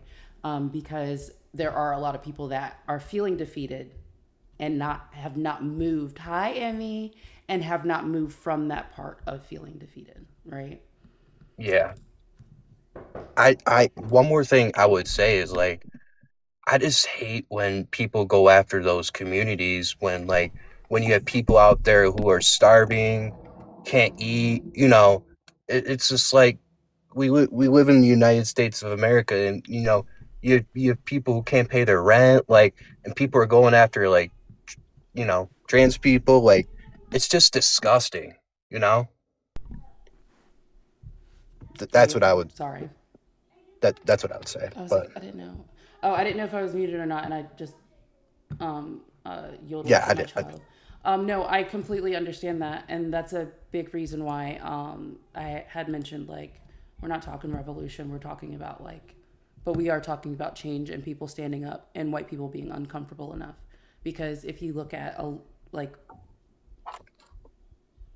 pretty much all like major protests and have been led by black people, if let alone black women. So yeah. that's definitely something that needs to be done. But the thing is, y'all have to decide when you're no longer comfortable, or have to decide if like you're able to sacrifice your comfort, because that's why a lot of people don't want to actually come to terms with what's actually going on, because that means they would have to sacrifice their comfort.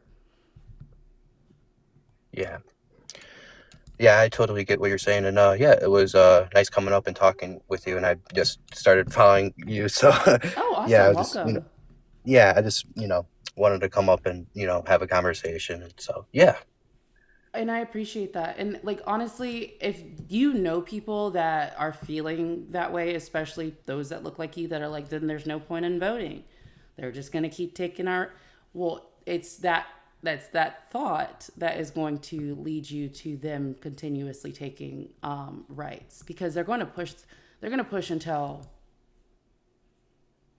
people push back. But we can't be the ones to push back. Like I would say, Because we're Mia, already like radicals. the thing that bothers me the most is like the third party voters, though, because like when was the last time a third party won? I just think, in my opinion, that's like throwing your vote away. Like, because most people tell me, oh, hey, like it's sending a message. That's the other thing that this bothers me. That's the only thing that the other thing we have a problem with is like those third party voters. And I feel like that comes from a side of privilege. Yep. Yeah. The biggest thing about that is I legitimately tell people like you need to focus on like third parties and like third party when you're local, because even if Yeah. like by the fucking grace of aliens a fucking third party candidate was to win the presidency, Yeah. and we have the system that we have, they don't have third party candidates, or they have what, 3 independents I think in Congress altogether. so they wouldn't even have the votes. Mm-hmm. I wanted to play something really quick because I want you all to be very much aware of what we're looking at. And this is something that people are so comfortable. Sorry, my people are so comfortable and okay with this shit. Is Monty in here? No, Monty left. Damn it. Where did she post this damn thing? But I really want people to pay attention to this. See, we talk too much shit that I can't find the shit I'm actually looking for. Hi, Sam. I hope you're doing well. All right, let's see. Was it in there?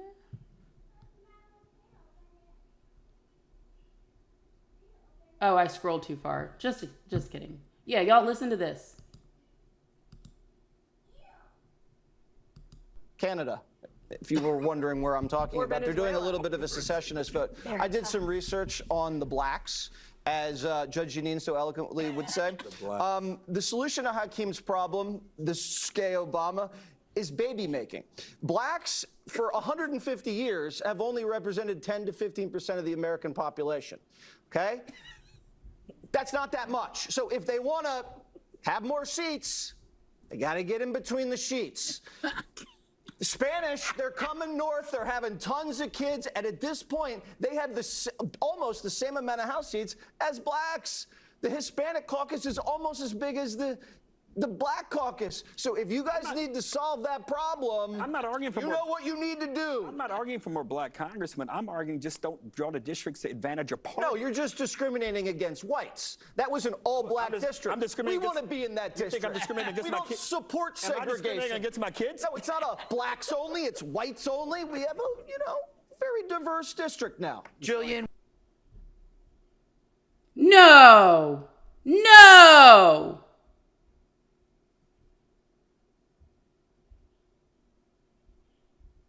Don't make me cry.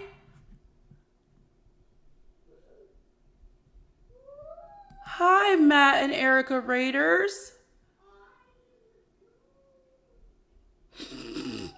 I will cry. Welcome in. Please go ahead and send me a follow. We are just talking about how racism still exists. But yeah, this is Nolan. This is why it's very important to because this can be freely said on Fox News, and they can just freely laugh about it and be okay with that. And welcome in. Thank you guys. So they are so okay with this, and I need you all to understand that because they see us as less than, and they put us at this spot where we are less than human. I want you to understand that it is a matter of people like you who look like you to be able to be uncomfortable enough. Not just say, hey, I'm uncomfortable, or not just to say, hey, that's racist. Not speaking out just because, only speaking out just to feel like a good person rather than wanting to see a change. Yeah. Okay. But I do appreciate you asking that question. Yeah, I would also think like the other thing is is that me or the media him? too? Oh, you're breaking pushing up. Oh, am I good now? Yes, better. Yes, better. Okay.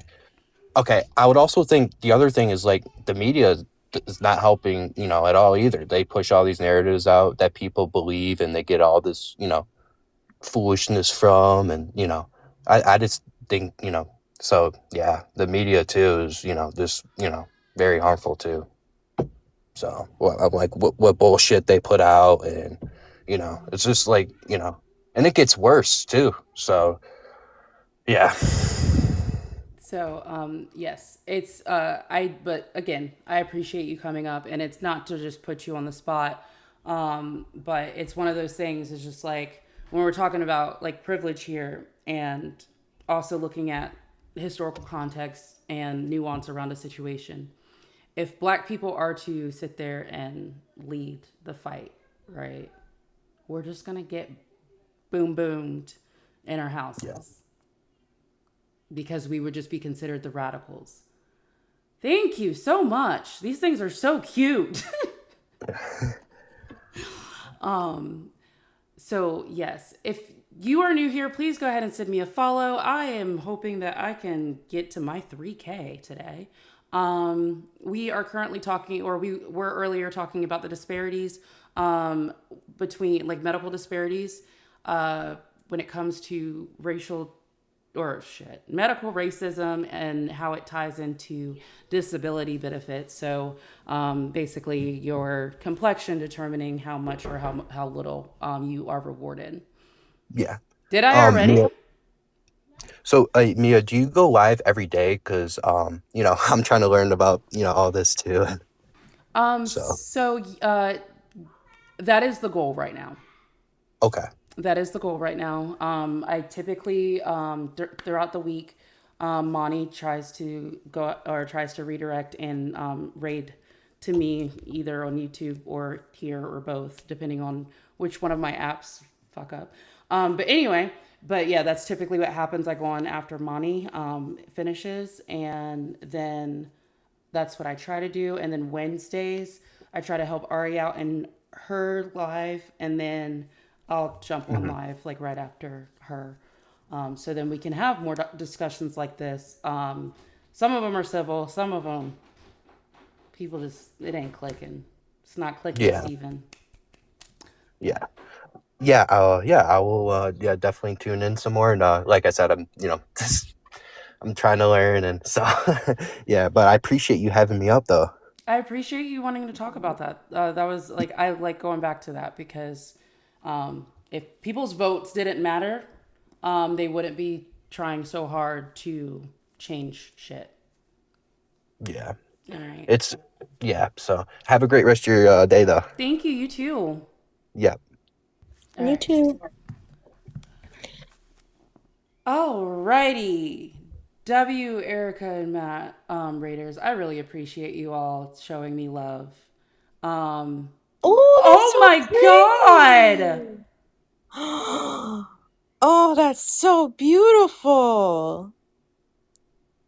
I've never seen that before. That was so gorgeous. Wow. I'm gonna cry. I'm gonna cry out of excitement. Yeah, that was beautiful. That was so cute. All right, where the fuck did Blue go? I was just about to invite him up. I'm not crying. You're crying. I'm not crying. You're crying. I don't know why you keep dropping out of my viewers. All right, you two converse. I'll be right back. Okay. Birth control calls. And yes, So I mean dinosaurs. Not dinosaurs. No, let's keep people engaged, Bluebee. Can you make people cry? Can you talk about your personal experience with Tennessee's redistricting, please? Sure. Give me a second to because I was lying down. So yeah.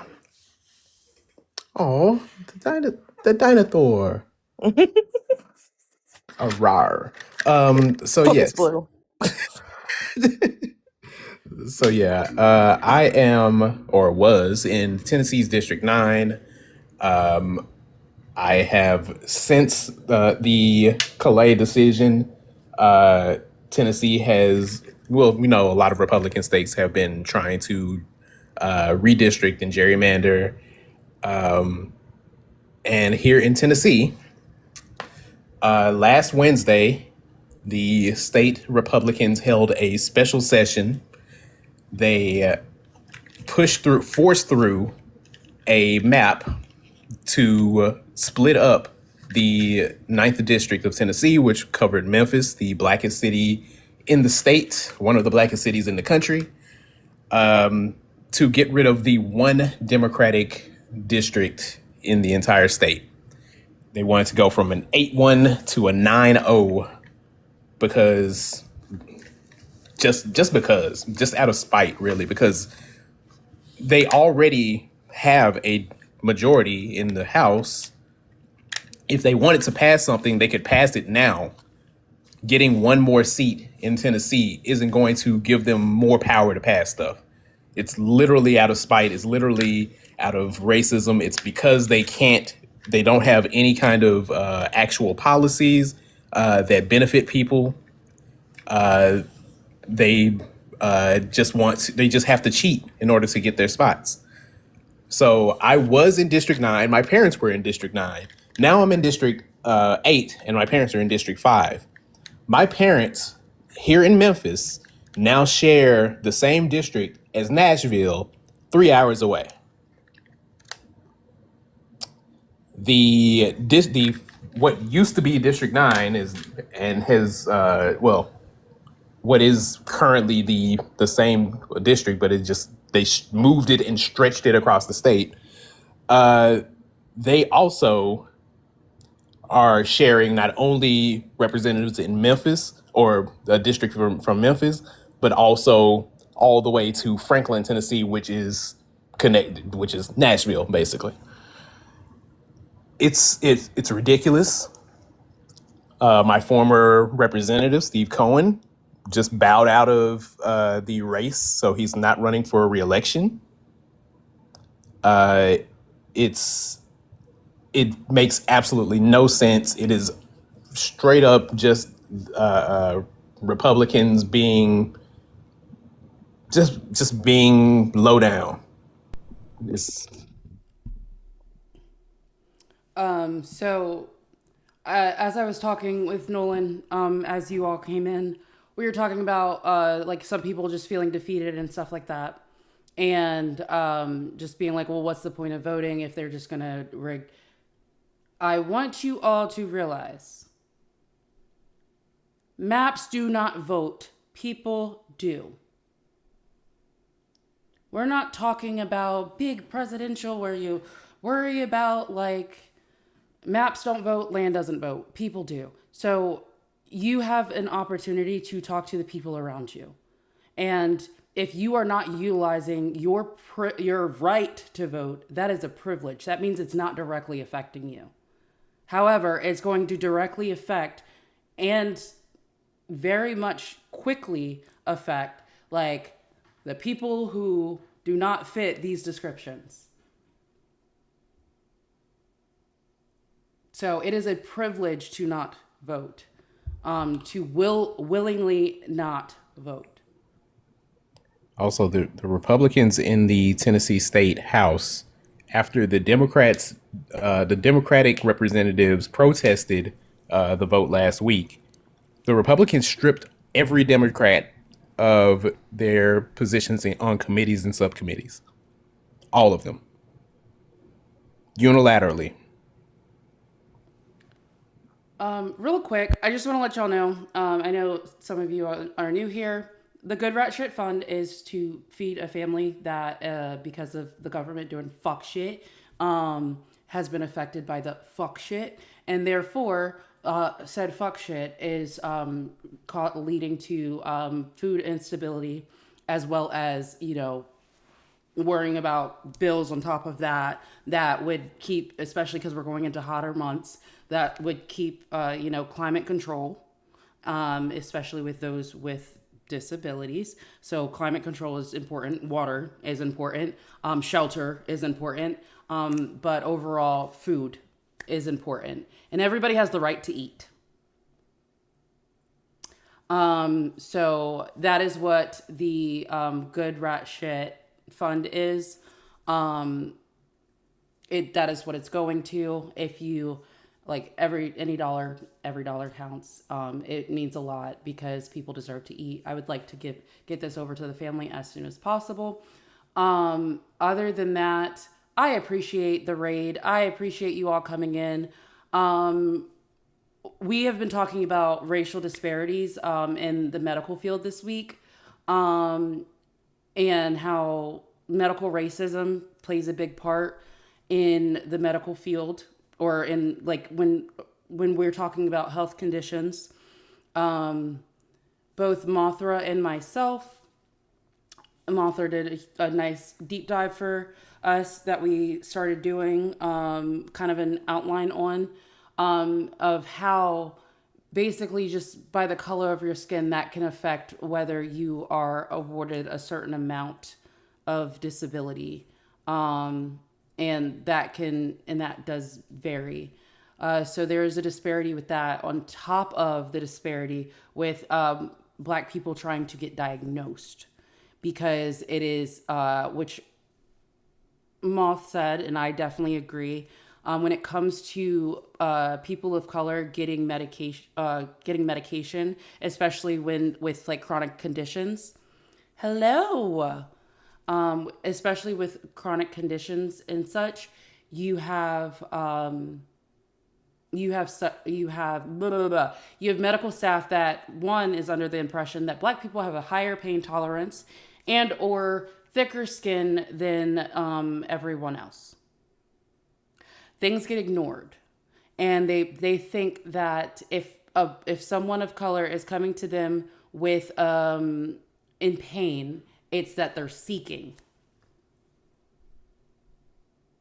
not seeking care, but they're seeking because they are, and we put this back to the rack with a C epidemic, which was actually put into Black neighborhoods by the government. If you didn't know that. We are also talking about how when people are labeled, especially people of color, are labeled as radicals, that leads to boom booms being dropped on houses of those Black people. And so when you all were coming in and I said white people need to decide if their discomfort is uncomfortable, or is when their discomfort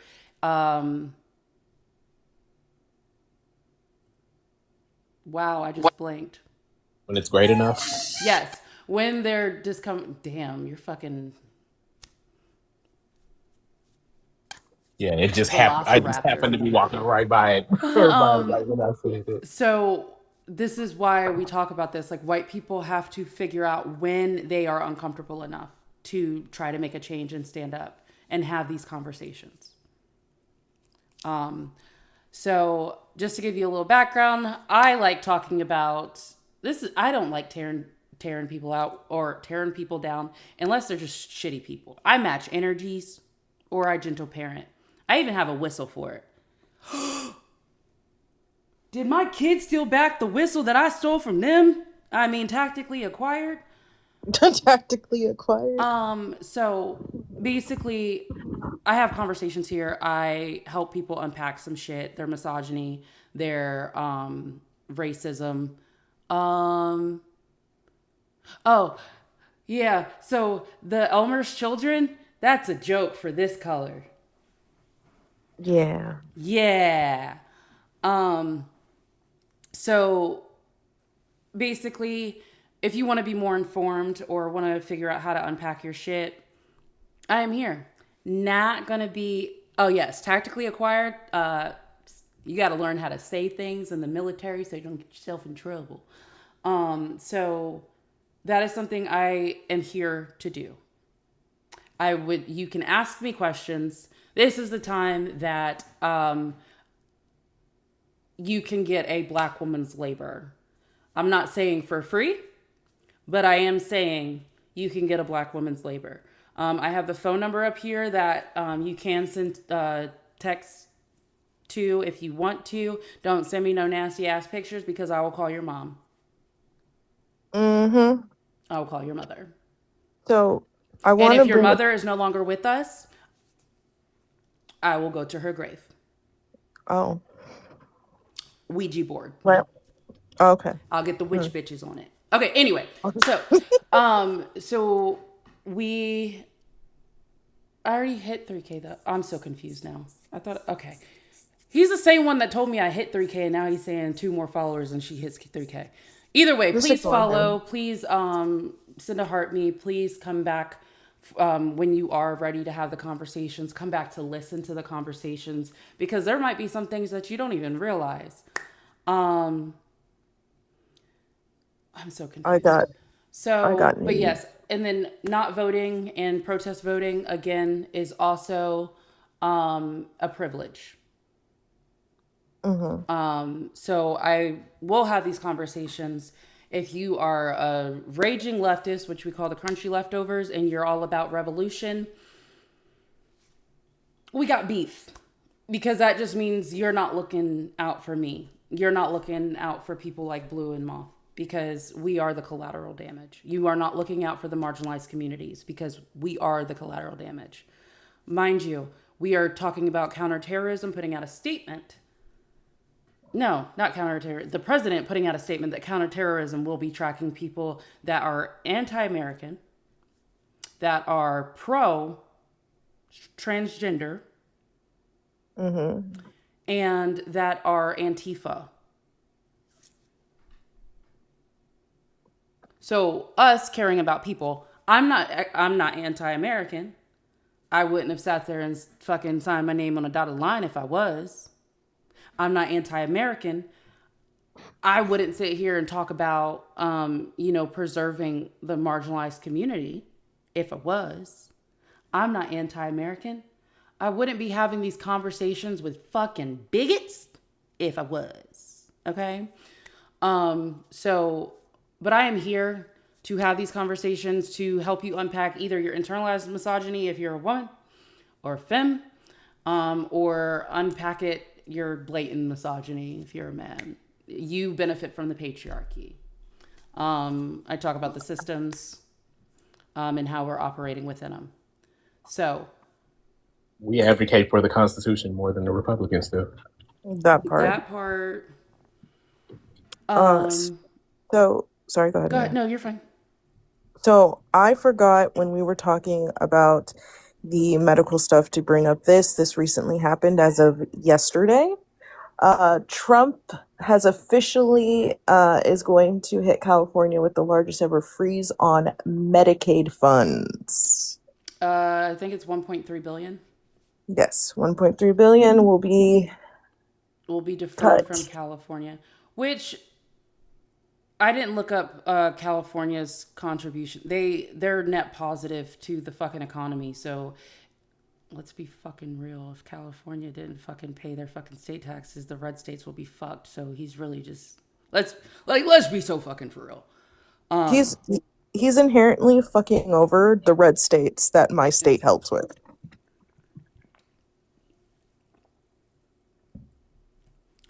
But I'm very confused how that would work. Because doesn't Congress allocate the funds, or they can just, because the funds are just like, oh, this is to be distributed amongst the states. That's what I don't understand, because that's the whole point of like a fiscal year. It's not. So would that be fiscal year 2027? For things that have already been prosecuted or investigated? Because if you're catching fraud, that means the system is working. He's hurting red states because all of our blue states have a higher tax base. No, I so know. we pay in more to the system, and then they benefit more. Well, that's why I'm confused. When It's already allocated funds, but they get more back per dollar in tax funds that they send the federal government than Colorado does. We pay more into the federal government, but we don't receive as many benefits because there aren't as many people that qualify for those benefits. No, I know. That's why it's very confusing as to why, like, because I mean, let's be real. Is California going to withhold their fucking? They sure as hell should, but We sure the hell should, yeah. Because they pay more than what the federal government gives them anyway. So, but I just want to do a quick break, Kirkland, because Costco didn't fuck us over with tariffs. Costco also sells buckets of wine now. Sparky sent me a Why did link. Sparky send that shit to me? Anyway, back on topic. It's like a 3-gallon bucket. Okay. Just drill a hole in the lid, pop a straw in that bitch. I knew it was coming. I said back on topic. Continues talking about okay. So as you can see, the government is doing fuck shit. It's affecting people directly. Again, family would like to eat because it's a right, not a privilege. And then I also I'll send out receipts. You see where your fucking money going, and it's going to a family. The other thing. God damn it, Cuck. I know that I was telling you guys, like, we have to wait for white people to get uncomfortable enough and decide how far you're willing to be pushed. Yeah. Real quick again, because I'm reading more into the thing. So they're spending the funds, of course, from specifically California's home health programs over fraud concerns, a move that state health officials and health advocates say could harm hundreds and thousands of seniors and people with disabilities. Oh, look, we're back on disability. At the center of the dispute is California's In-Home Supportive Services, or IHSS, which helps over 900,000 older Californians and people with disabilities with daily activities, so they can remain in their homes instead of institutional settings. And this is where we're talking about marginalized communities being at greater risk, and disability would be a marginalized community. The question was from Sam: do you think, genuinely speaking, we can, as people, make Trump uncomfortable? I don't think it's about Trump. I think it's about the legislators.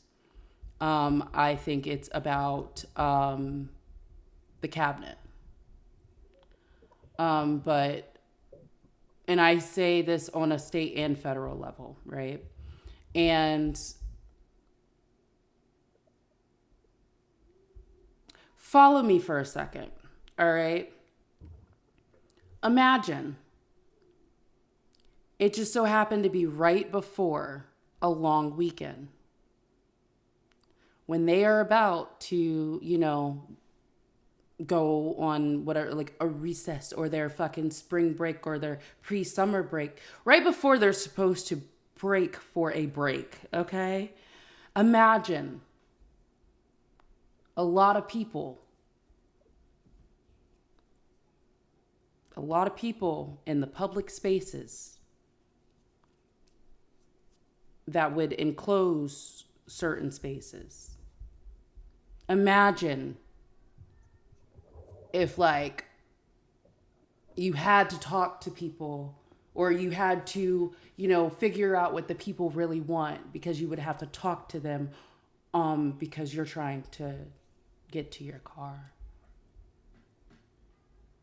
Imagine if people got together all together, and again, they only had to risk getting silver bracelets and not silver piercings.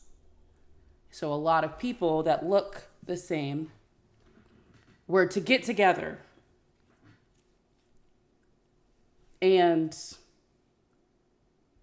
clog hallways.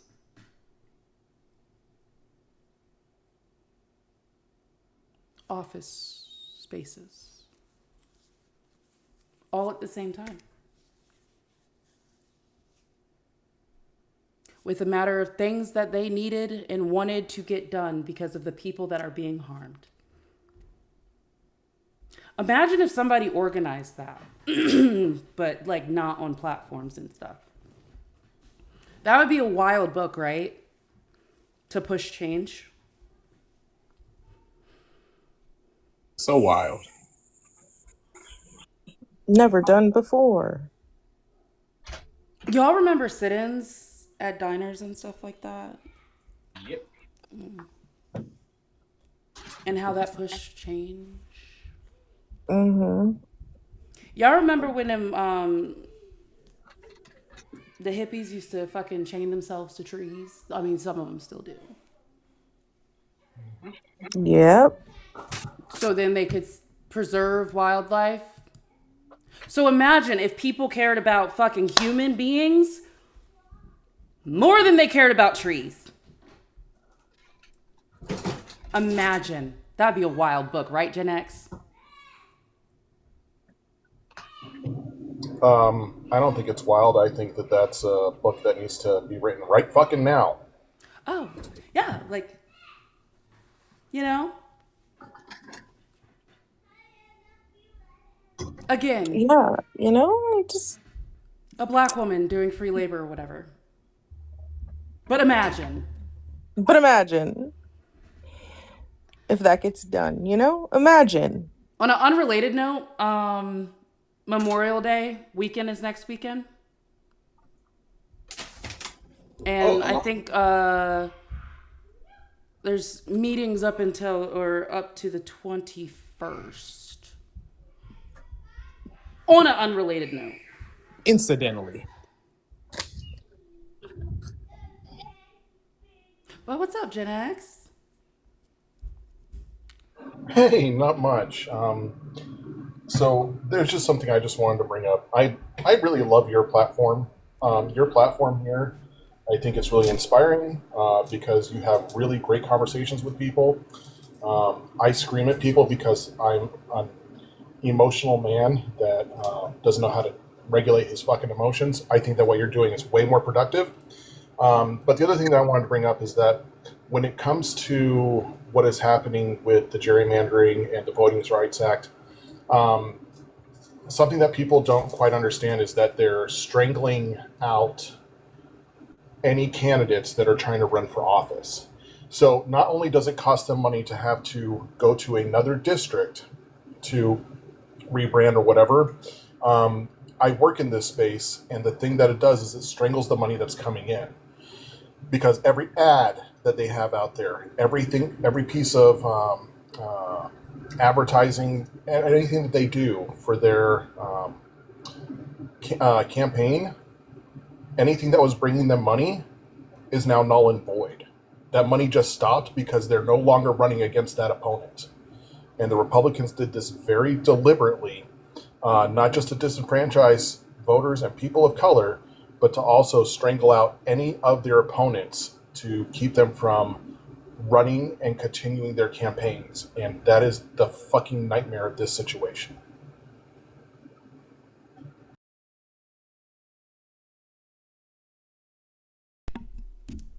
And the thing about when we're looking at, Matt's back. Thank you again, Matt. I think I saw Erica come through right before I had to go downstairs to take care of the walking birth control. That's something that a lot of people need to understand is there's a lot of money in politics. But when you think about it, there's a lot of conservative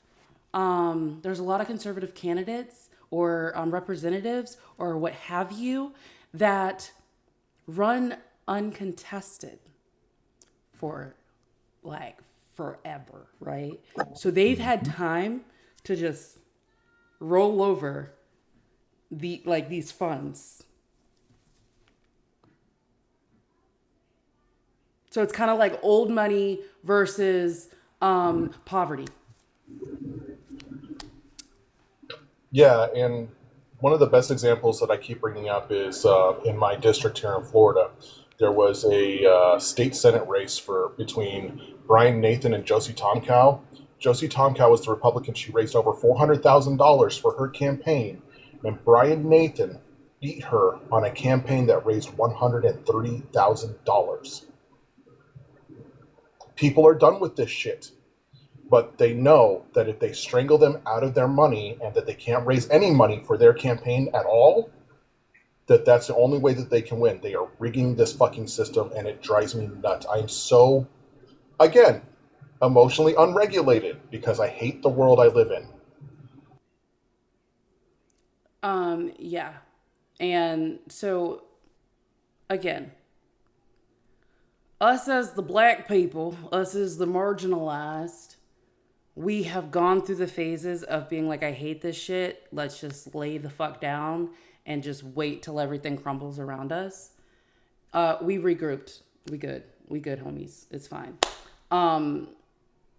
However, that's the point. It's like, this is affecting us directly, right? This is disenfranchising us directly. And then you sit here and you look like, or look at other people that it's not directly affecting because of privilege. And they're like, there's no point. Our vote doesn't matter anymore. Imagine saying that to someone who looks like me. Imagine saying that to Blue. His parents, his dad mainly, his dad literally watched voting rights just be like released, given to. And we are in a space, a time and a space where we are watching them being walked back. His dad saw the fucking birth and now hospice care of these rights. It wasn't long ago. Again, Ruby Bridges is on this app. Don't know if she's on Tubes. Don't know. Couldn't tell you. But she's on TikTok. She's still an activist. If you continue to try to be so far removed from what's really going on, it's just going to eat you up. Whether you're first in line for the slaughter or last in line for the slaughter, you're still in line for the slaughter. And when you look around and realize no one else is there to speak up for you the way that black women have,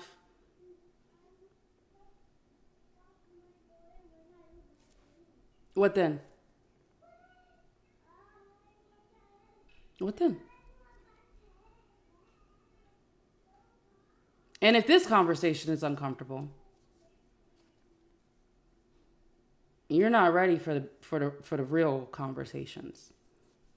For instance, like us talking about, the C-Rack epidemic, Black Wall Street, successful black people, shit gets burned down. Oscarville, Georgia. Hurricane Katrina affecting the Black City and the levee not being upkept. But also, people in Texas, I need y'all to lock in when we say this. You don't deserve, or people down when the flood happened, they did not deserve to lose their children. They did not deserve to lose anyone of that nature. No one deserved to have to go through that tragedy. The thing is, they didn't have to. Funds were allocated to fix the notification center or system, sorry. If you want to tear up, look at the video or the image I just sent you.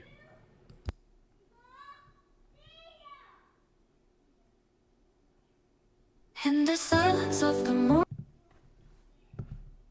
Blue!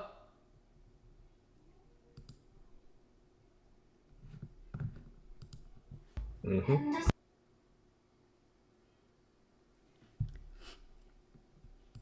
Morning. The sun awakens and opens the world in colors. Each ray is a hug, a promise. And life dances to the sound of the winds. Beautiful life, how beautiful you are. Woven into threads of hope and stars. Every day is a gift, every day is a gift. I also want to point out. Sorry, I'm trying to gather myself. I also want to point out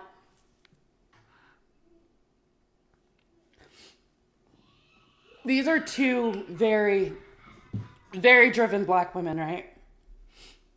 Look how beautiful their hair is. Like, look at the natural state. Look at look how many things that you can do with fucking black hair. If that's not the representation of like the shit that people like black women, black people have gone through, like in 25 states, there are only 25 states that there is legislation that Ruby's hair cannot be discriminated against as unprofessional. It's not that far away. It's not that. Stop thinking that you're like, you are so far removed, because you are not.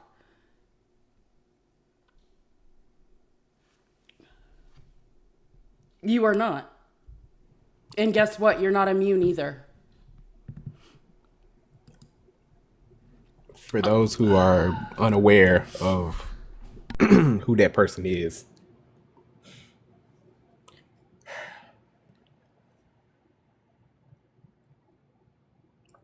Ruby Bridges is the first black student to attend an all-white elementary school.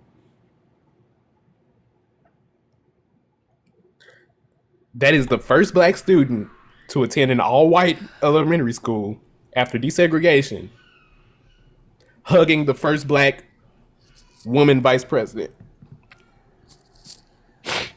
I thought you were introducing me, but go ahead.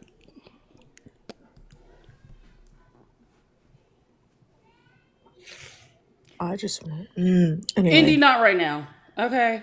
But I Not do right want now, to get Indy. I do want to get your take, but not right now. You know how I actually introduce you. Don't make me play. Cause I get real funny. I get real hilarious. Indy, can you please remind people how old you are?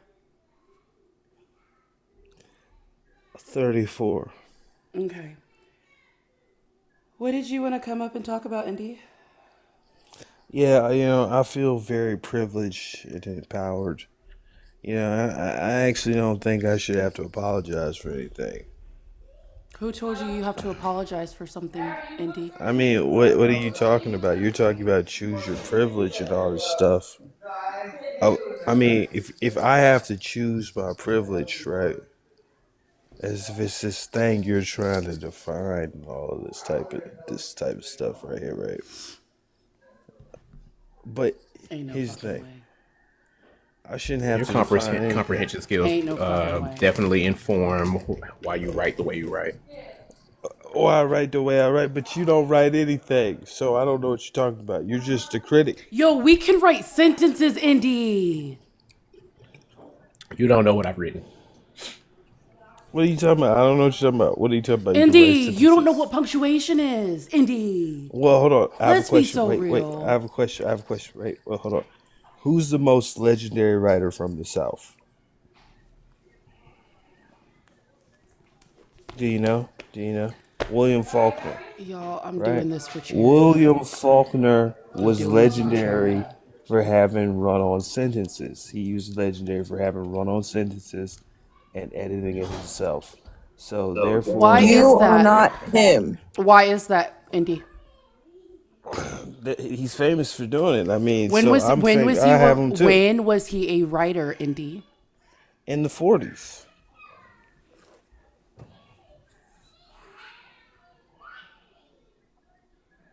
William Faulkner wrote Mosquitoes.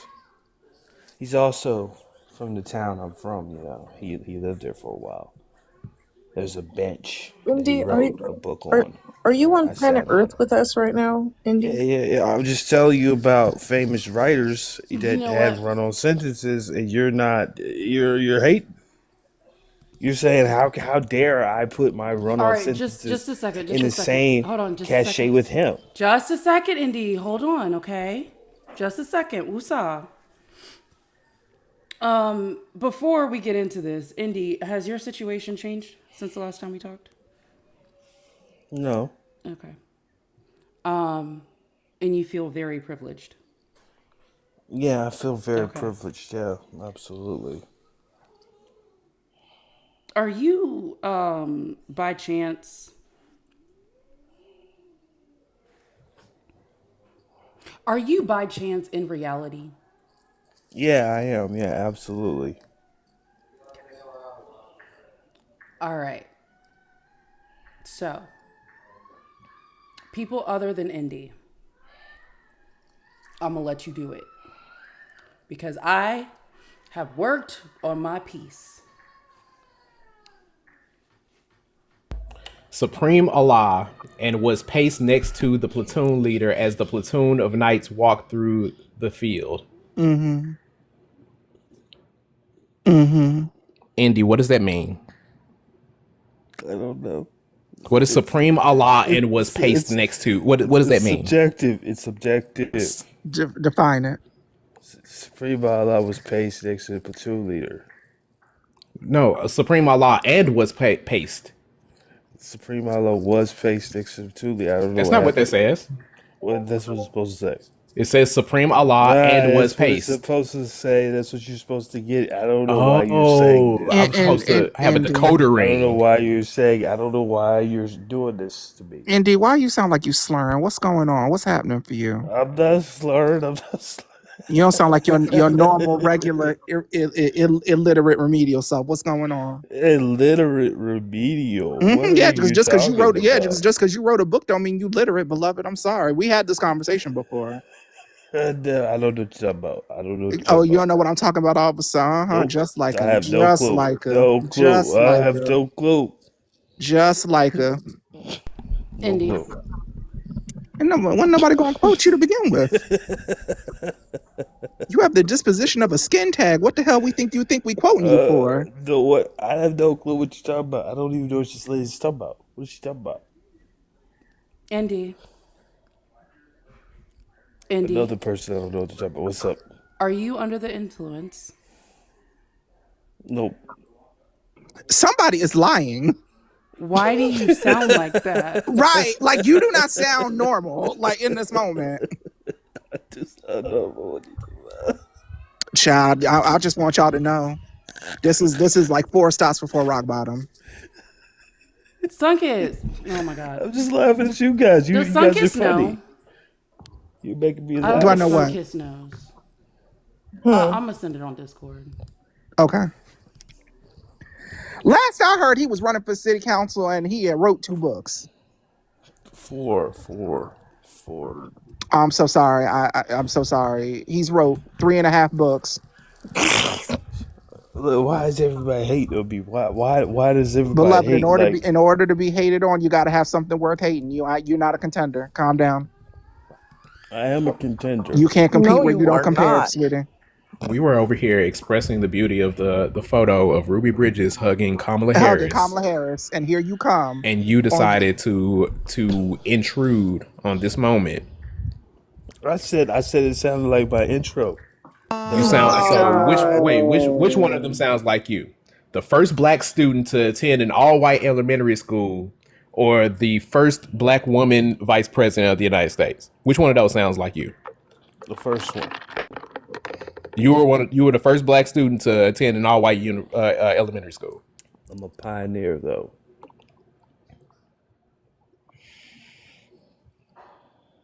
One of y'all take them. I'm tired of this shit. I got it. I got it. I got it, Blue. I got it, Blue.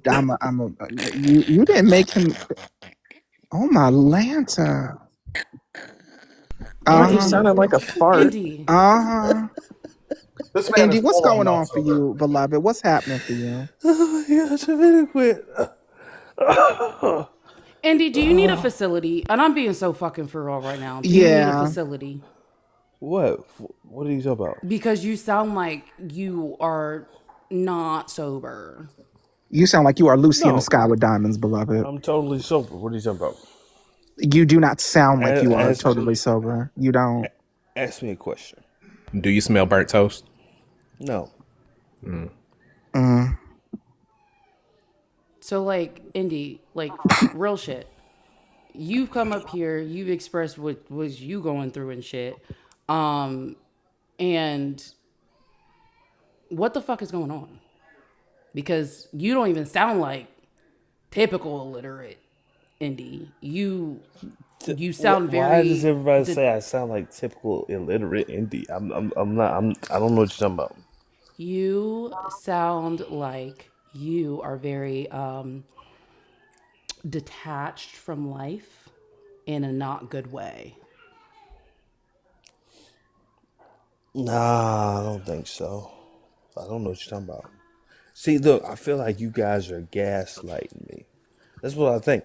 Like, I came in here in a good mood, in a good chipper mood, and about trying to be peaceful and amiable and all that friendliness and all that.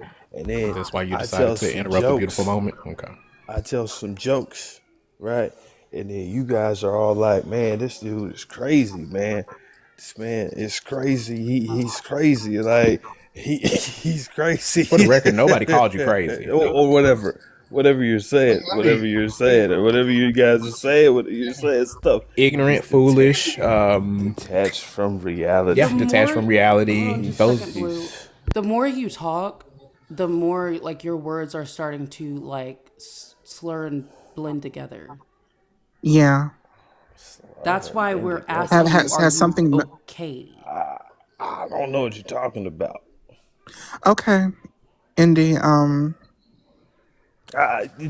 look, I apologize, me culpa, if it is. But Indy, help me recall. I don't know what you're talking about. When you came in here, you said you came in, you told jokes, and you thought you were coming into a situation where you were being funny. Can you remind me what that joke was and who laughed? I laughed. Nobody else did. So I'm the most important person. My God, on today. Okay, so hey, Indy, Indy. So I just want to let you know that you know how to find my profile if you need resources. Okay, something I'm really good at. Oh, bye.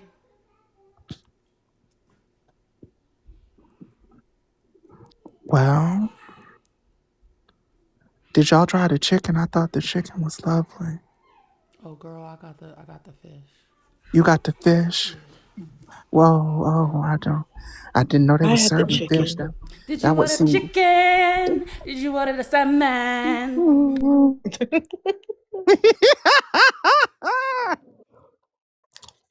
I just, I don't know. I mean, I really hate to see us down.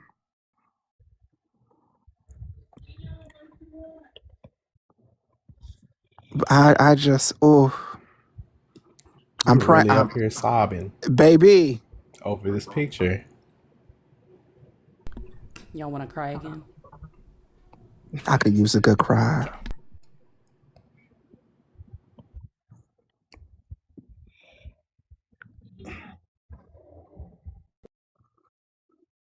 Oh. To paint with love and laughter.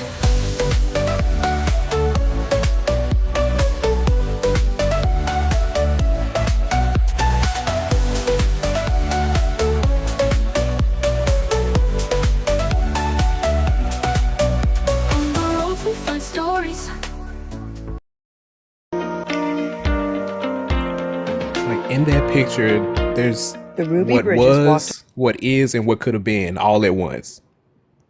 I just Agreed. like they would really convince us that this was as somebody said, Reese, hundreds of years ago. My mother was born in 1962, y'all. Like, I'm only 32.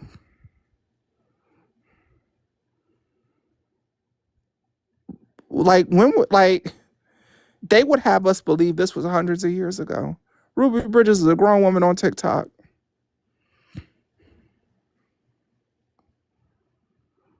Beautiful woman. I just, oh,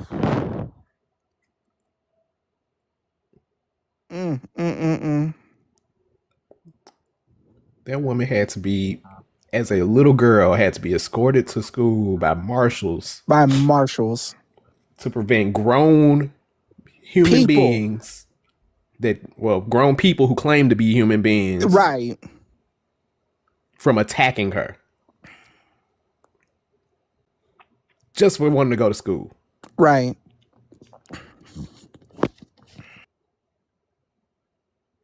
She survived that and is on this app right now. Still speaking out. Still speaking up.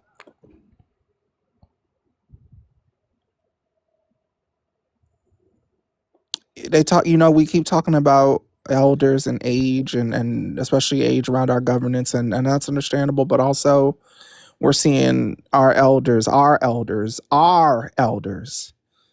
already fought this fight once out here fighting it again. Yep. And then you have people trying to gaslight us into believing that this is not about race, that this is what equality looks like. It just is not. It's not. It isn't. It isn't. It is 60 not. years later, Ruby shouldn't have to be an activist. Right. Why is Ruby Bridges an activist right now?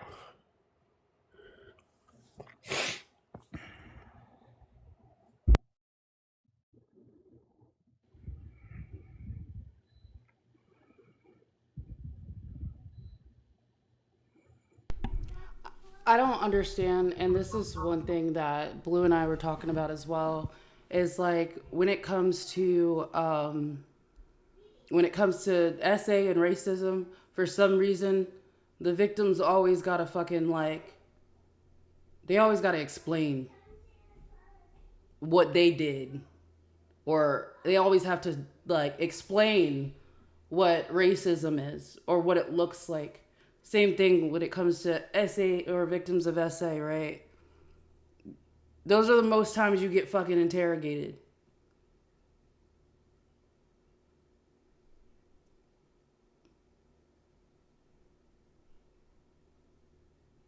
For being a victim of something.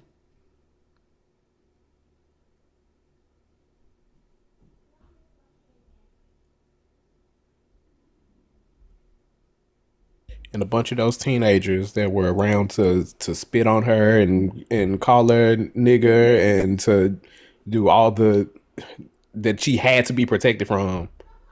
A bunch of them are in Congress. A bunch of them hold places of power right now. And I'm gonna be real honest with y'all. It really is Kamala 2028 for me. I'm sorry. And actually no, I'm not sorry, because who is out here really speaking about this? Who is out here, I understand that there are all these humanity crises and all the, and we understand that, but this is painful. Like, this is really painful. And I don't know if somebody who is not a person of color particularly is going to be able to really understand that we need our rights, but we are being stripped in real time, and people are telling us to our face that we're not witnessing what we know to be true in front of us. That's the ultimate form of gaslighting. This administration has fired the most qualified people who they had in there, which were black women and black people and people of color. And one other thing, white people will never understand this because you didn't have to grow up listening from your grandmother or even your mom about the shit that they have faced. Like, They don't have to do that. They, you know, No. like my grandma, she told me, she warned me. She said, you know, at first she was very happy. She's like, "Oh, it's getting progressive." And then now, you know, she's stuck in care 24/7 now, and she called me, I think it was like yesterday or whatever, and she's like, "I just heard that people, you know, in the South, and it's happening all over again." And she's like, "I don't want that to happen to you." Um and it's like, that shouldn't be her worry. Her worry should be, she should be worried about her health and getting better.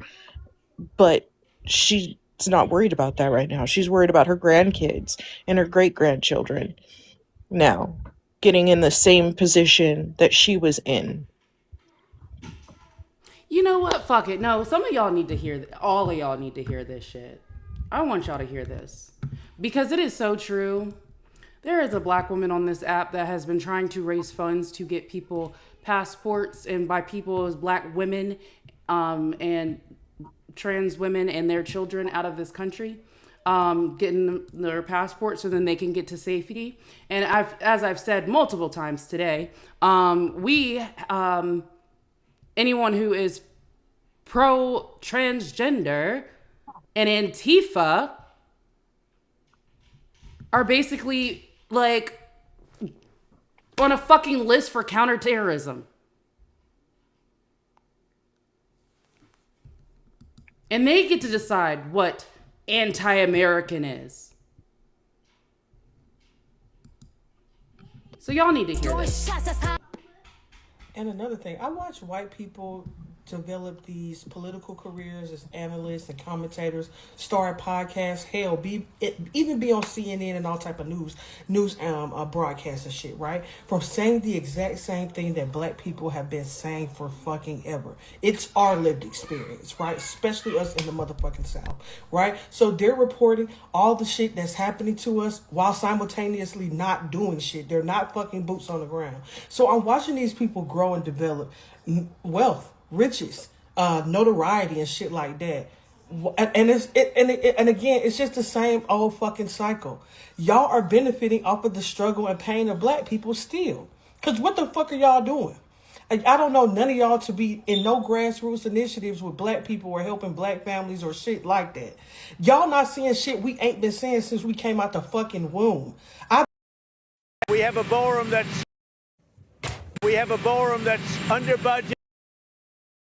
So that's another thing I notice is a lot of people like to go to white spaces to hear the struggles of a black person. Matt sent, I don't know, over like 500 to 600 people over here. I didn't even surpass 100. But when y'all are in the spaces of white men or you're in the spaces of white women, y'all be like, oh my gosh, I can't believe it. I need to hear more stories like this.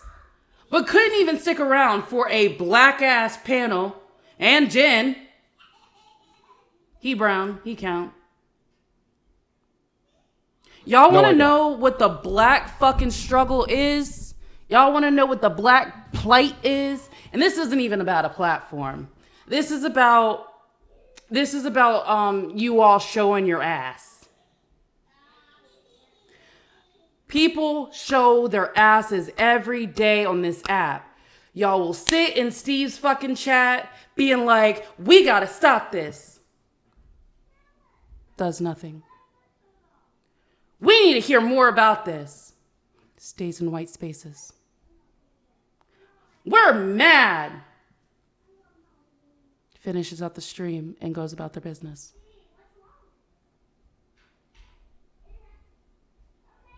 So what are we doing? How uncomfortable do you have to get? Because when we actually start getting to the nitty gritty of the shit, how like they used to fucking eat the babies of enslaved people.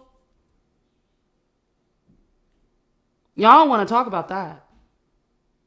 Y'all swipe the fuck out for that.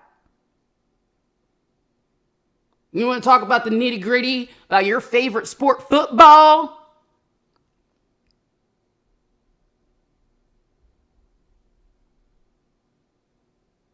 How it was just for them to, throw around the heads of enslaved people and make their spouse or partner catch it?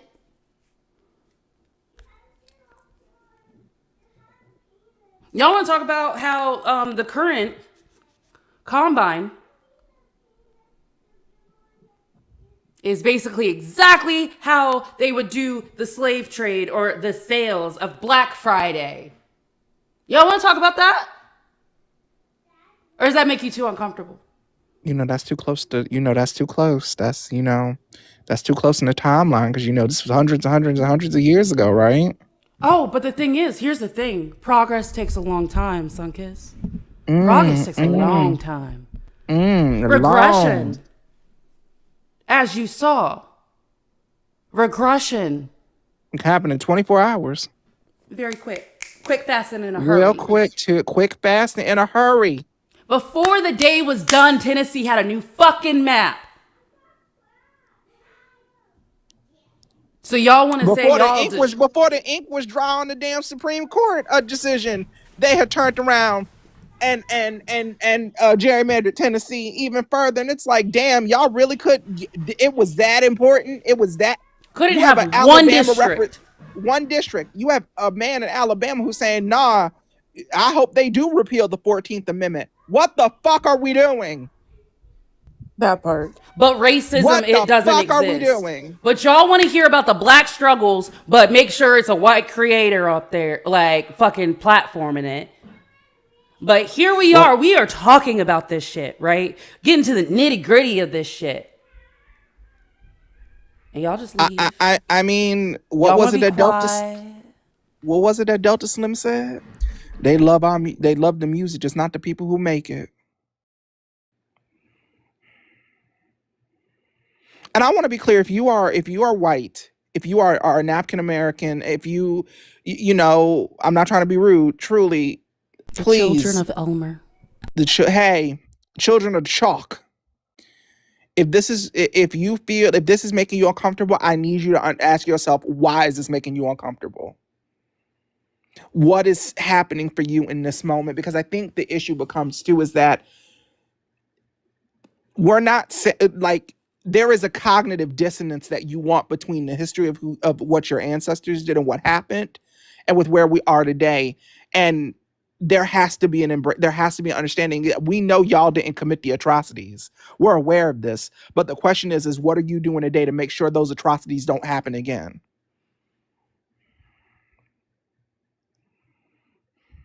And that's you had a grown man who is a representative in Alabama openly say to a reporter that he hopes the Supreme Court does the right thing and repeal the 14th Amendment. Do you know what the 14th Amendment is?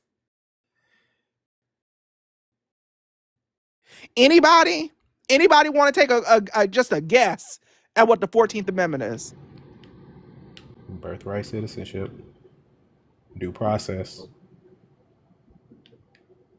And there's another big one in there, Blue, that affects all the shit. All four of us on this panel, outside of Gen X.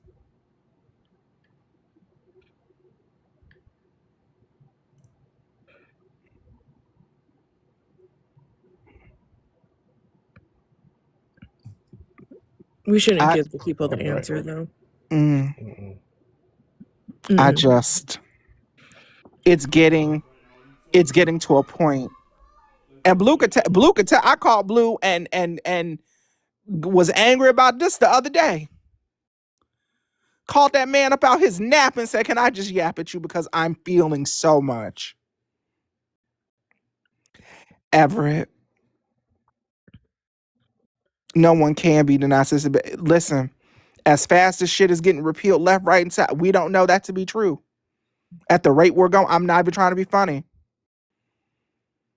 They literally just this Supreme Court just gutted Article 2 of the VRA. They do not care. I'm gonna say something. Just a second. Just My a second. okay. All right. Cereal. I'm not bringing you up because you will get ate the fuck up.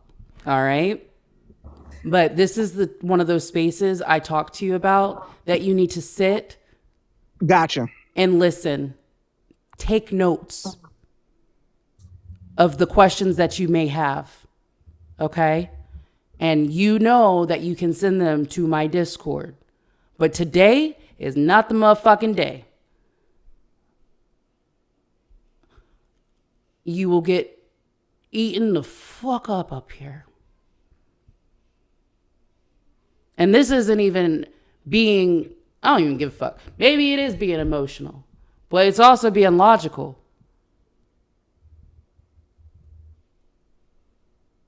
Especially after that stunt Andy just pulled. Right? So, Because the I'm only gonna- thing that saved him is his situation, if I'm being real honest. I mean, I typically bring him up to Sarah McLachlan, so. I love you. I love you. So I'm gonna say something. The one thing that pisses me off the most about fucking crunchy leftovers is they're not thinking about this shit. They're fucking not. All right, let's be honest. They don't care. They rather, like I said, we were talking about this earlier, me and I. They rather disenfranchise us. They rather put people's health at risk than to actually do something. Because if I'm being honest, most of the time when I see crunchy leftovers, they are white. They're With white their people. one token. Yep, with their one token. They're white people that don't give a damn.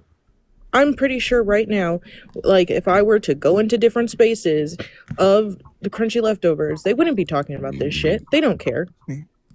All they want to do is burn shit down and all this other shit, but not actively put the time and effort and work into shit. But that's They because don't. they sit there and they'll be like, oh, well, communists don't believe in voting.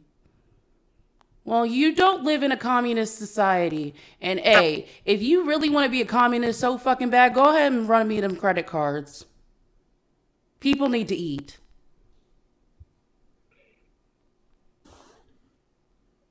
I'm not going to survive off of words of people that legitimately didn't even have fucking computers, let alone internet.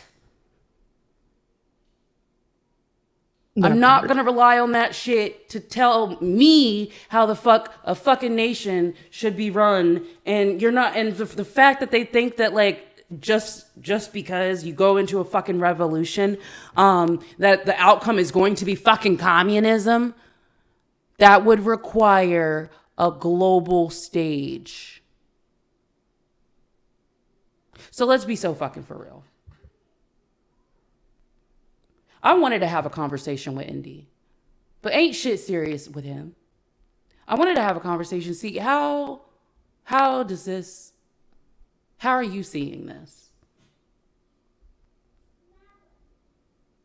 And I'm extending so much grace right now, not completely sharing exactly what situation we were talking about, but it's really mind-boggling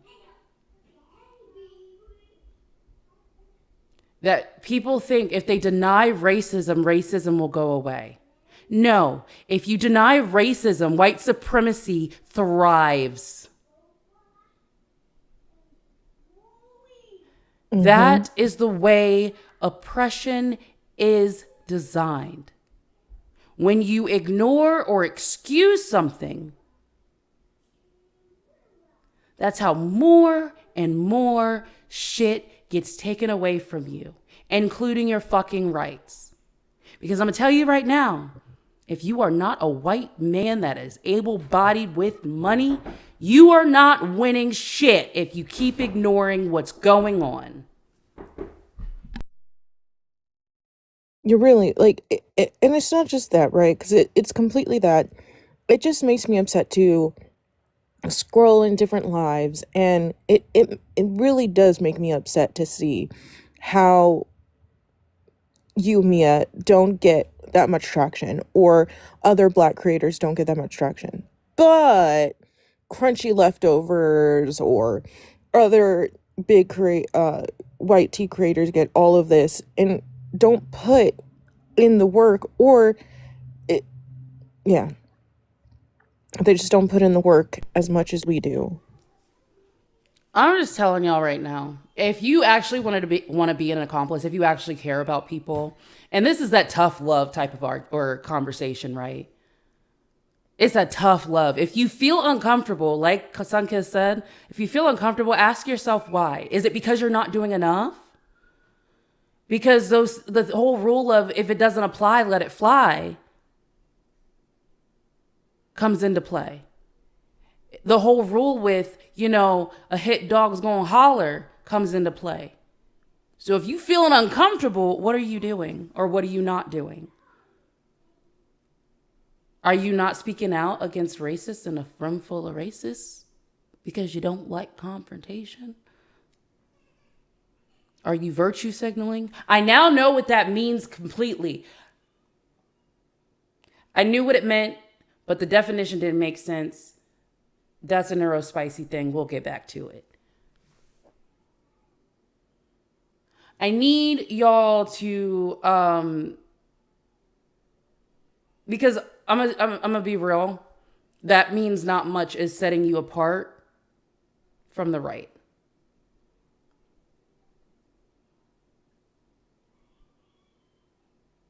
If you are willing to exploit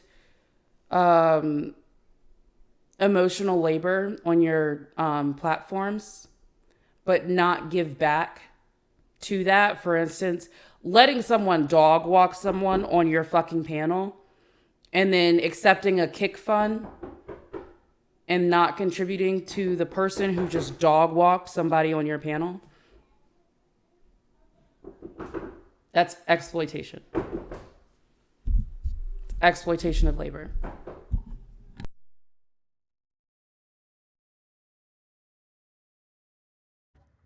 I agree with that. Yep.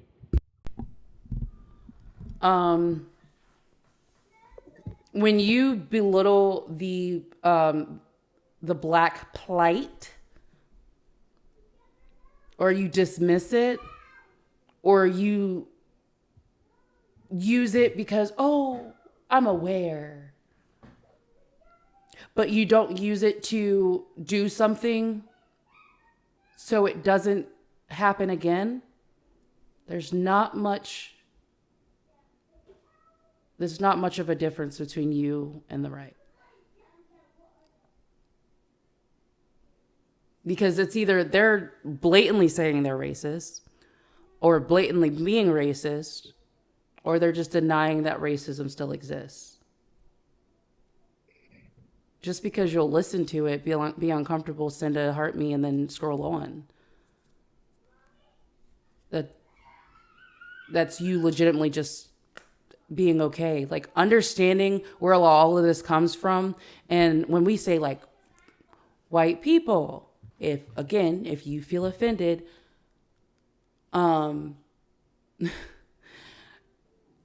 if you feel offended, you need to do some introspection. The same way as and if you are a woman in here or femme, and you I don't understand why men don't understand or get so triggered by it's all men. Mm-hmm. It's the same thing. The men who know that they're safe can only show that they're safe and hope that people trust that they're safe. Same thing with white people. But I'm going to feel safer around a white man than a white woman. And I'm going to tell you why. Because I know I need to have my guard up around a man. White or not. However, with a white woman, the white women tears can send me to jail or the grave.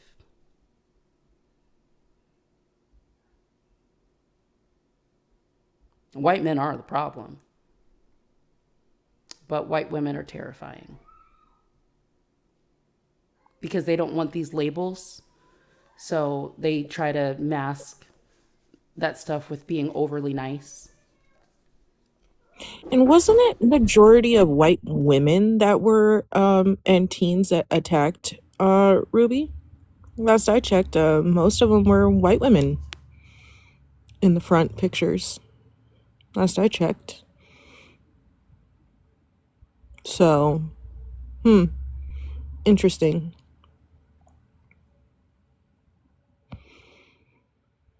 So, and I'm not, and again, I shouldn't even have to, I'm not even going to apologize for it because I'm doing my best not to disarm myself, but it's as true as can be. Again, I know I have to be guarded around a man no matter what the fucking race is. Okay? Like, I know that. But it's very easy to get comfortable around women because we share the oppression under the patriarchy, right? So, again, you hear often on this app, emotional labor is not free. The emotional labor or the labor of a black woman and a black man, they aren't free. You hear that. And then you say that to people. And then you're just like, you want to ask these questions. What can I do? And I sit here and I'm like, you know what? If I gotta wait on a man, because why would a man be there? If I gotta wait for a white man, because why would a man be there? I might as well end it up in the game now.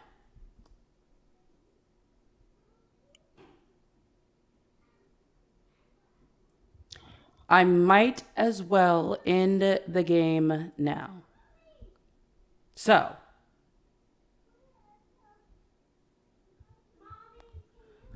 start getting into this shit. Start like seeing where your comfort and your, activism collide. Because where your comfort ends and you're able to push up into that. But it's not just stopping at the majorly organized protests. Y'all remember that book I was talking about? That would be a really good book. It would be a really good live action right before a long weekend. Signal is a great space to coordinate with so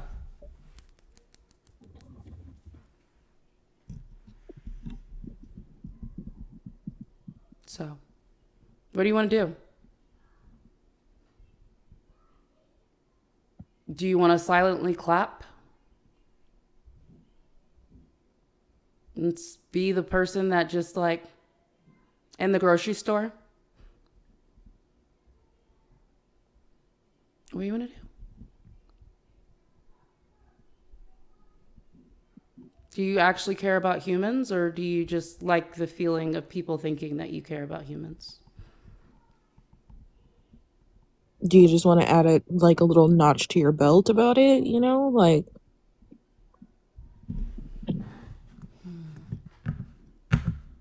Sam, was that on accident? Okay, I'm gonna think that's an accident. So I'm about to plug my own video because I think it's fucking hilarious. And I think I'm adorable when I get really excited of when my neurospicy gets neurospicied. So I might get some judgment off of this, but just a second.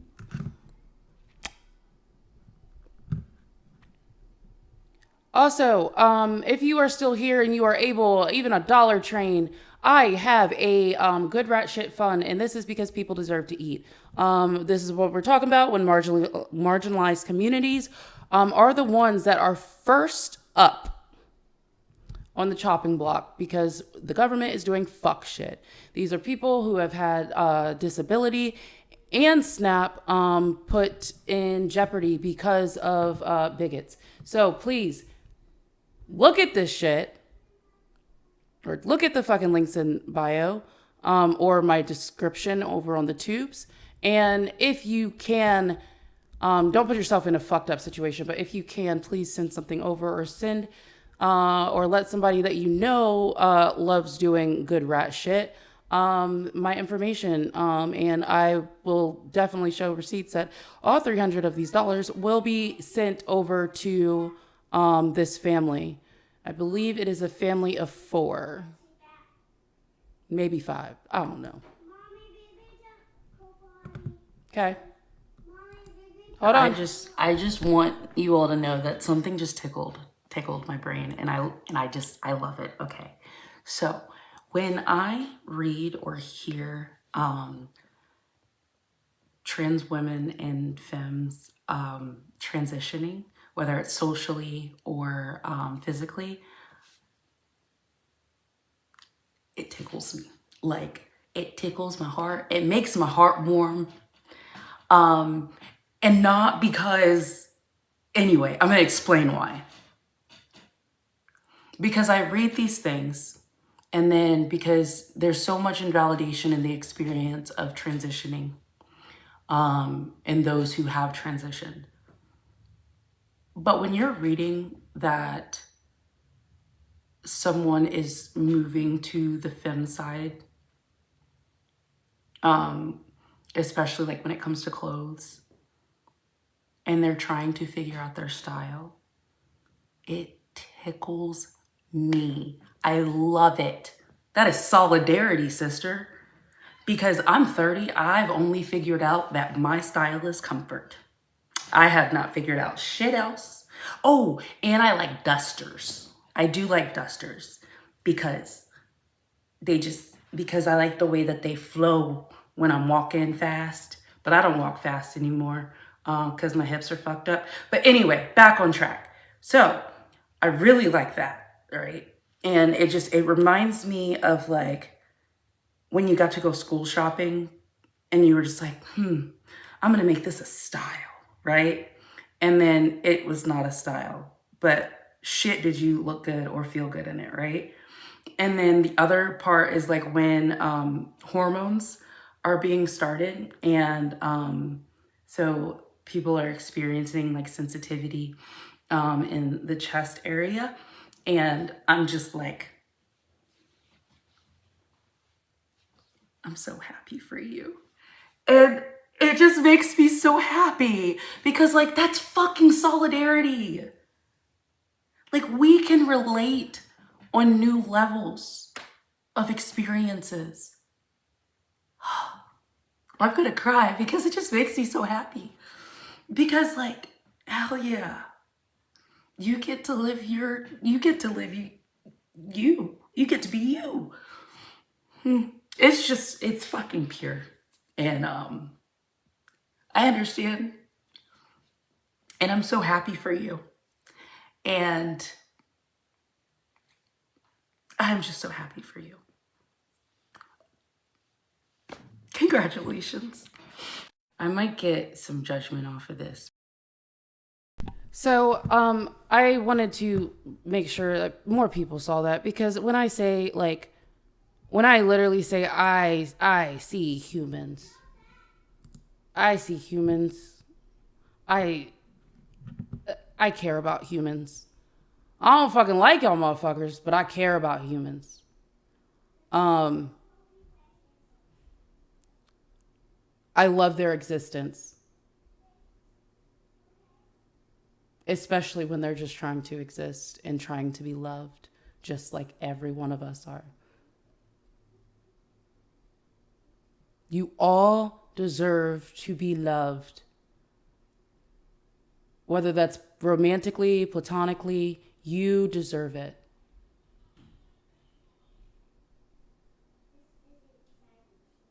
I want to say W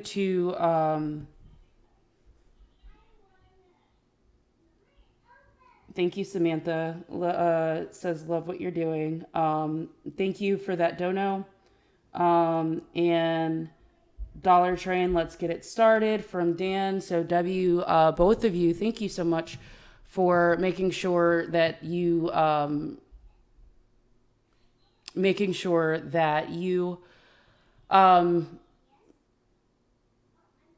supported a family that deserves to eat.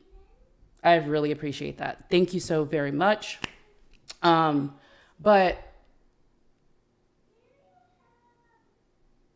I'm not about myself. I'm very rarely about myself. But the reason why that video is so important for people to see is because you all deserve to be seen as human. You all deserve to be seen as like great, amazing, fantastic, wonderful souls. Unless you're a shitty person, then I don't know what to tell you. But you deserve that. You'll lose that privilege to have it if you're shitty. But that's just a choice.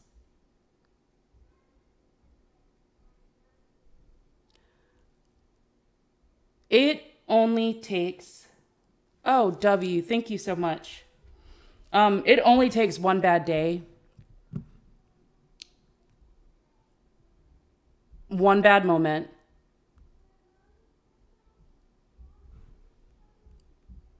to lose your class, okay? It only takes one bad day, one bad moment to end up disabled. It only takes. So don't shit on people that are in need of help.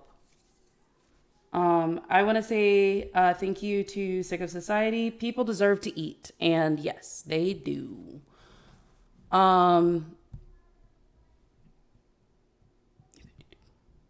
making me do math. I'm actually good at math, but I'm on the spot, so it makes me not really good at math. 152.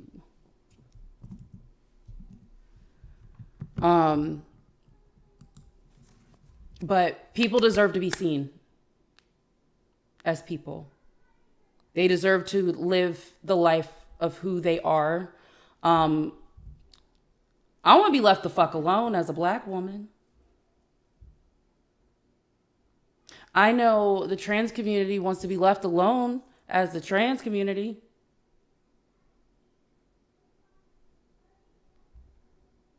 They just want their rights. We just want fucking rights.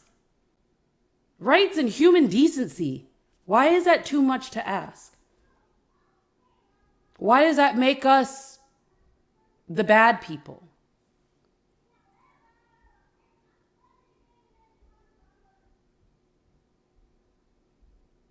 Why does... Just Sorry, a go second. ahead. You're fine. I hope y'all see me the way I see you all as people. Even though you may be the tiny people in my screen right now, you are people and you don't deserve anything less. You deserve to eat. You deserve human rights. You deserve human decency. That doesn't change with gender. That doesn't change with skin color. That doesn't change with nationality. You deserve good things. All right, go ahead, Moth. I would just like, for people of color to be able to be seen at hospitals and not turned away and not labeled as schmug seekers. And I would like to be able to say to someone, hey, I'm not feeling good, XYZ is wrong with me, and get the proper testing done. I would love that. But no, that we don't live in that society right now. We don't. And it's fucked because, again, if you are white, you will have the privilege of, oh, maybe I have to sit in the hospital for like an hour or 2 hours. Whereas some of my visits last for 6 hours. And I'm waiting for 2 tests to be done. Like, it's just so annoying that there's certain people out there that are just like, well, you guys have it easy. No, the fuck we don't.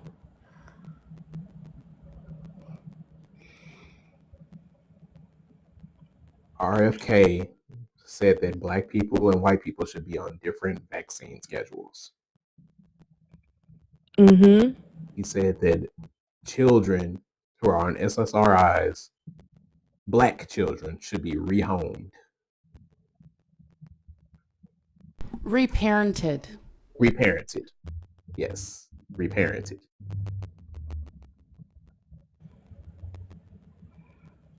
And they're trying to overturn, I think it's ICWA,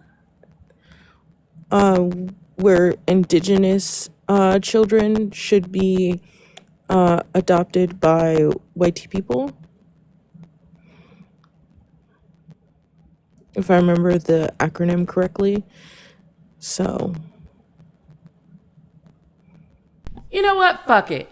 That's a good point, Everett. And my Discord status said this exact thing. In a world full of Jonathans, be John Brown. true. If y'all don't know who John Brown is, please go look. I'm pretty sure Cuck said it's there are good things on him on PBS because that motherfucker stay on PBS. Anyway, in a world full of Jonathans, be John Brown.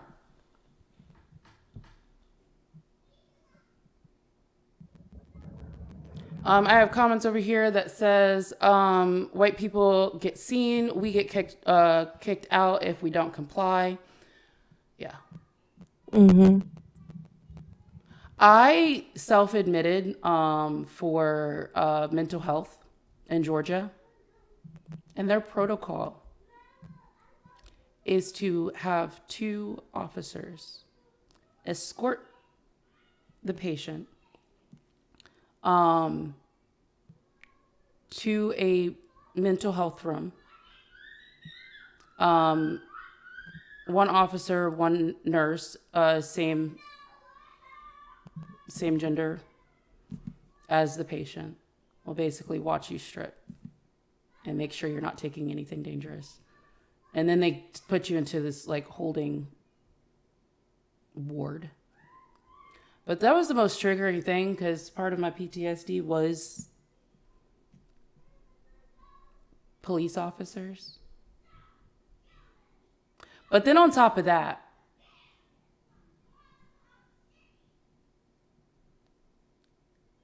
I'm in Georgia. I'm a black woman. And I have 2 white officers ready for me to strip down like I just committed a crime.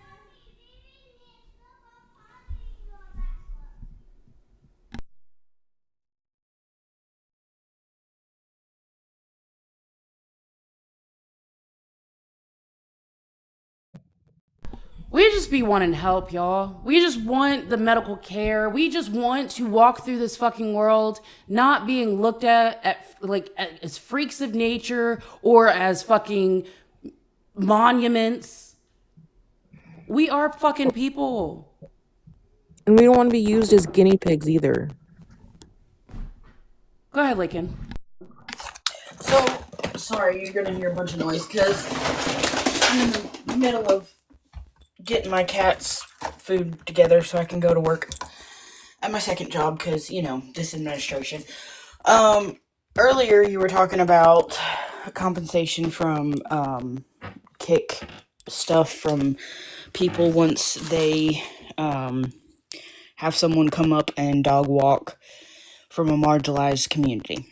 Well, Emmy has been talking to Pickles because he is one that gets a pretty good kick pot.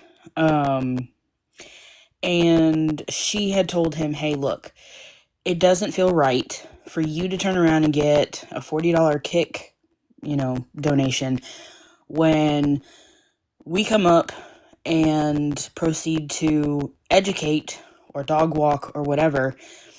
So she, talked to him and he agreed. So now he is going to turn around and start splitting his, I don't know what you call it, kick fund, whenever that happens. So if a person is up, educating and such like that, he is going to start doing that.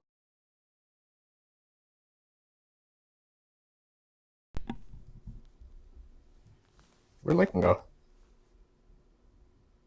I don't know. I just sat back down.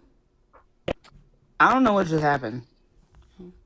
You don't have to apologize, Void Critter. No, this is why we're here. But yeah. Sorry, just a second. No, you can.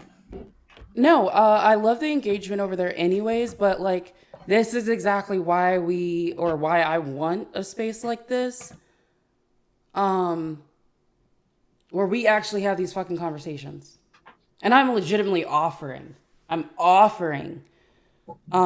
people who are lesser marginalized the ability to unpack some shit. I am not a fucking therapist, but I like asking clarifying questions that'll make you wonder. Not attacking you. I'm just challenging your beliefs. Did you hear? I don't think you heard what I was talking about, Mia. Did you? No. Okay, so earlier you were talking about. Were screaming. Earlier you had been talking about when a marginalized person is up dog walking an op, and you don't feel that it's right that someone gets a kick fund without, helping the marginalized person. Emmy has talked to Pickles because he is one of the ones that has the larger kick fund. And he is going to start splitting it with the marginalized person that is up. That way, because he agreed. He said, I understand that is kind of a, he gets it. And then I'm going to start talking to Puff to see if Brett will be okay with that as well. Because Brett also does do free kicks, especially if someone's getting really bad or transphobic or anything like that. He, a lot of the time, will just boot them. So I think we need to start talking to the bigger creators and be like, hey, this needs to change. Because I agree with you. Yeah,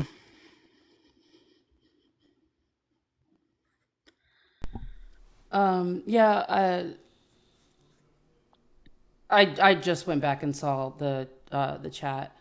Yep, Emmy had talked to me about that yesterday, and I was like, no. Oh, okay. Fucking absolutely. And it's the same thing about like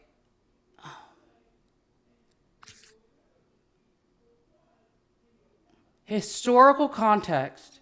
We are not here for your fucking entertainment for free.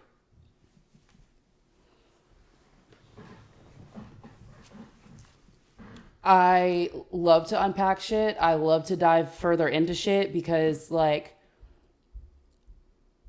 if we didn't have this if we didn't have these conversations, would we really look into it if we weren't affected by it? Exactly. I just got like I said, Moth was live, loved their playlist, and I was like, I'm gonna go to sleep because I gotta wake up early. I did not. And they had talked to me earlier before, and I asked for clarification. So they also asked me or said the things that they wanted to co-host for. And I was like, perfect, great.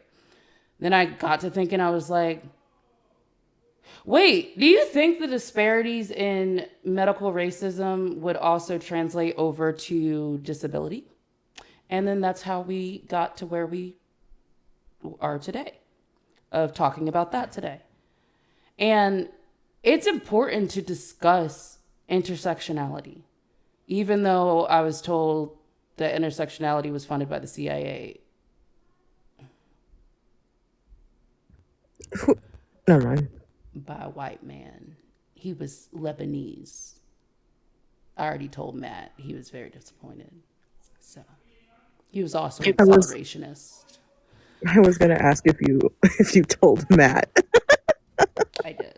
Because I was like, get your motherfucking people. Intersectionality is important. And understanding the intersections that you do not cross into will only help you understand how you can further help equity move forward. If you don't know of someone's disadvantages, then how the fuck can you advocate for their, or know that you're advocating properly for their for equity?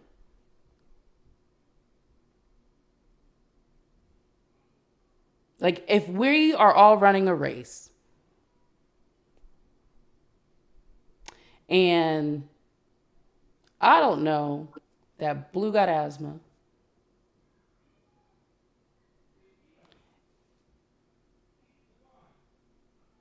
and I got hip problems,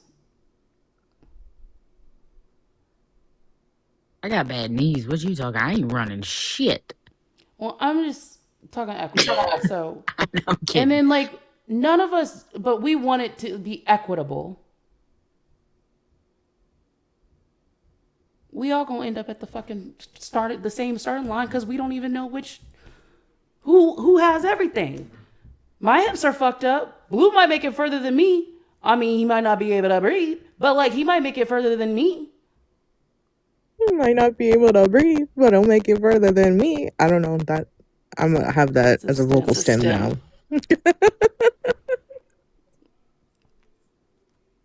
So if we're not accounting for people's or how people are disadvantaged, then we can't sit there and talk about equity and how to get equity. Then we don't even know what we're fucking asking for at that point. Then we're right back at the line of everybody's equal when we know that's not the case. Mm-hmm. I want to remind everybody in here as well, because Mia did hit on another topic I used to run. All men till no men does include trans men, and if you want to fight, don't fight me, because you go fight your mama. Go fight somebody else, not me. Try Jesus. Mm-hmm. Not me. Mask and trans men like that, yo. Trust me, there are a lot of trans men that not me, you're included. So, intersectionality is important. I had a very, very, very valuable conversation last night when it came to intersectionality, where I was able to share certain things that that person will never or has never experienced, and they were able to share something that I will never or have never experienced. But one thing I know for sure is the insecurities with certain things.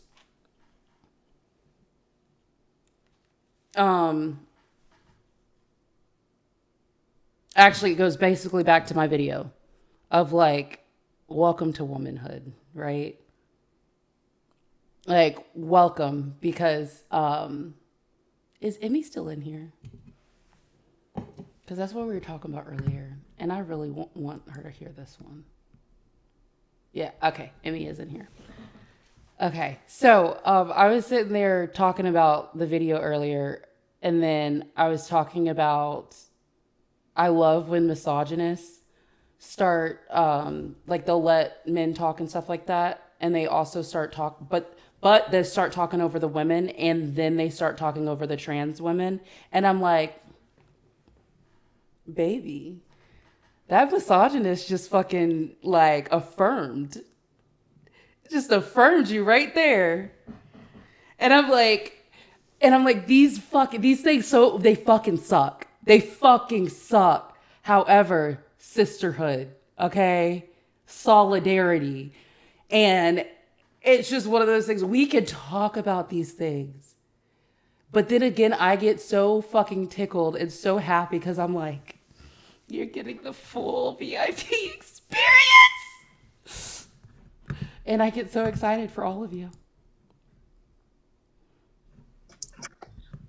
You know, it's so funny, Mia, that you said that, because it is very true. Like it's affirming, but it's this weird double-edged sword where it's like, wow, this is really affirming. You treat me just like other women, but then it's also like, but you treat women like shit. So like this is like it's affirming as it is. This also really sucks. Can you stop? You know, like why can't we? Why do we have to do this part? You know. My favorite thing is having cishet men on my panel that are friendlies.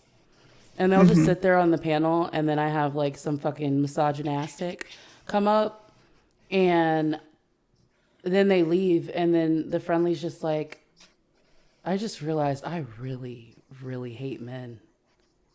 They're just so terrible. And I'm like, the realization, and it's the same, I think it's terrible. It is terrible, but I think it's so fucking hilarious. Like, for instance, hearing people talk about inside the manosphere, like the vast difference of like women talking about it, and we just be like, oh, okay, sure.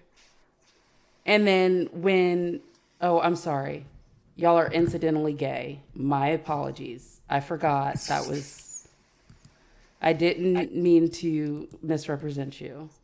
Yes, get it right. Why would a man be there? Fucking, y'all are so emotional and picky. But it's funny to hear men react to it, and they're just like, this is weird, this is terrible, da-da-da-da-da. I'm like, this is every day. What do you mean? Like, this isn't shocking and this isn't new. Like, these are men, and even fucking lefties are fucking red-pilled. And if there are men in here that that are confused about the meaning of loving women, it does not mean collecting them. Okay. Women are not just a warm hole. So when you see them for more than that and being breeders or breeded, grow. Or cut it off, let's be real. But grow more as a human. No, I said warm hole. I didn't say it was always. I'm just saying some bitches don't get the fucking the graciousness of the wet part. They gotta add shit there and like. Well, with these men, can you blame them? That part. I mean, they're really not doing anything to contribute to the seasonal humidity. You know. Well, I'm gonna be honest. When it comes to that, it's typically me. It's one of those moments where, like, I want to thank me. All right. And that's typically, like, they are just there. Why would a man be there? Because I'm too afraid to approach women. However, I do a lot of shit for me and not for a man. Love you, Lincoln. Bye, Lincoln. Oh, you got to go, Lakin. Lakin, it's good to see you. You know, how do you fail when it comes to a self-lubricating hole? Anyway. That part.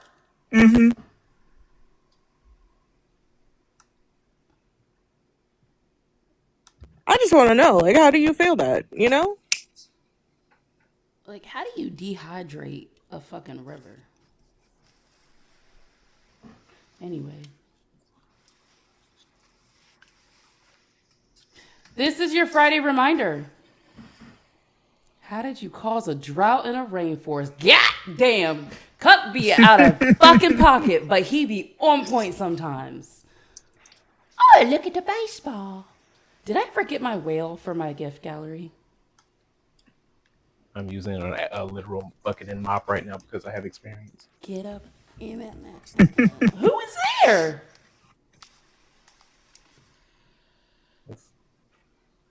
I just have a bucket and a mop because I have experience. What are you talking about? That you said I'm using like actively. Hi, Jesse. I mean, I am. I'm mopping the kitchen. That sounds domesticated. Dan and Cuck's comment. Y'all are so fucking unhinged.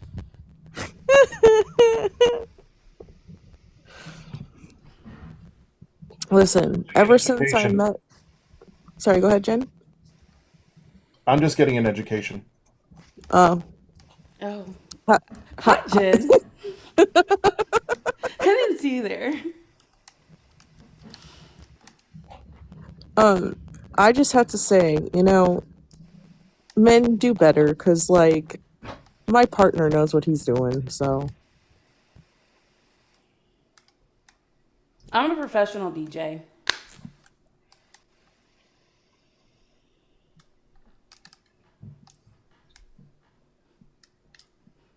When I finally got divorced, I realized like I can do bad all by myself was a very meaningful quote.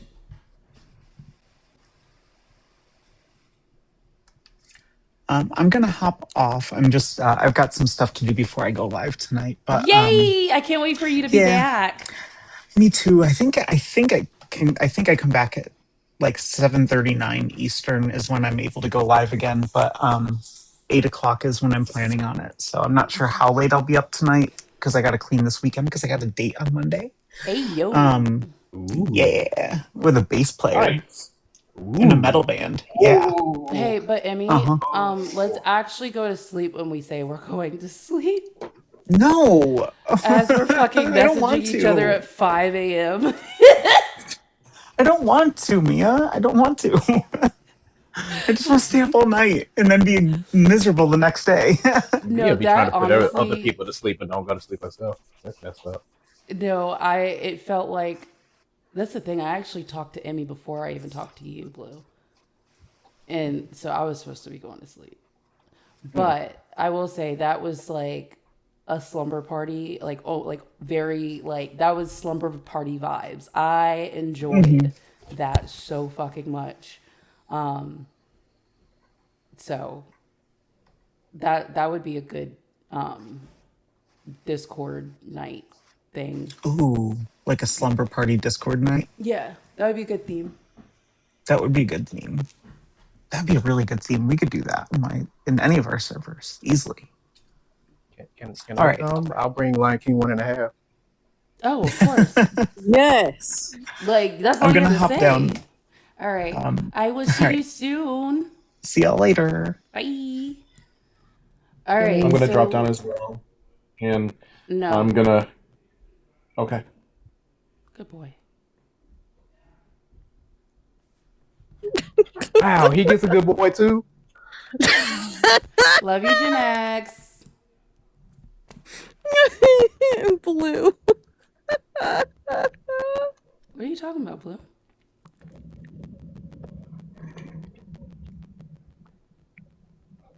What's wrong, Blue? Nothing. Just going back to my bucket and my mop.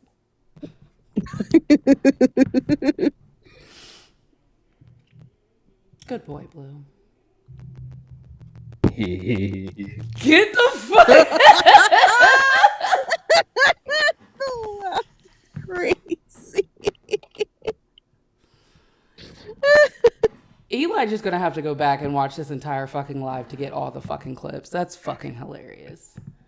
All right, let me look really quick because I want some fucking buffalo wings. Oh shit! Thank you, Anonymous, for another 10. Love that so much. I appreciate it, and this family is going to appreciate it. If anything, we might do a friendly live later, but I just know I want some buffalo wings because I discovered Costco's buffalo wings, and they crisp up real good in the air fryer, and then you toss them, and yeah, it's so good. No, but the Costco only has the buffalo one at my Costco. But it's like the Kirkland brand, and it's so fucking good, and they crunch just right, and then you toss it in the sauce. Oh, fuck yes. Whew. All right, tubes. Thank you for hanging out with me for hours. I can't believe I kept the stream and sound going for nearly 4 hours. Yay! Go us! Yay! All right, tubes. I'll see you later. Probably sometime tomorrow. Every time I say that on a Friday, I typically don't go live. But we'll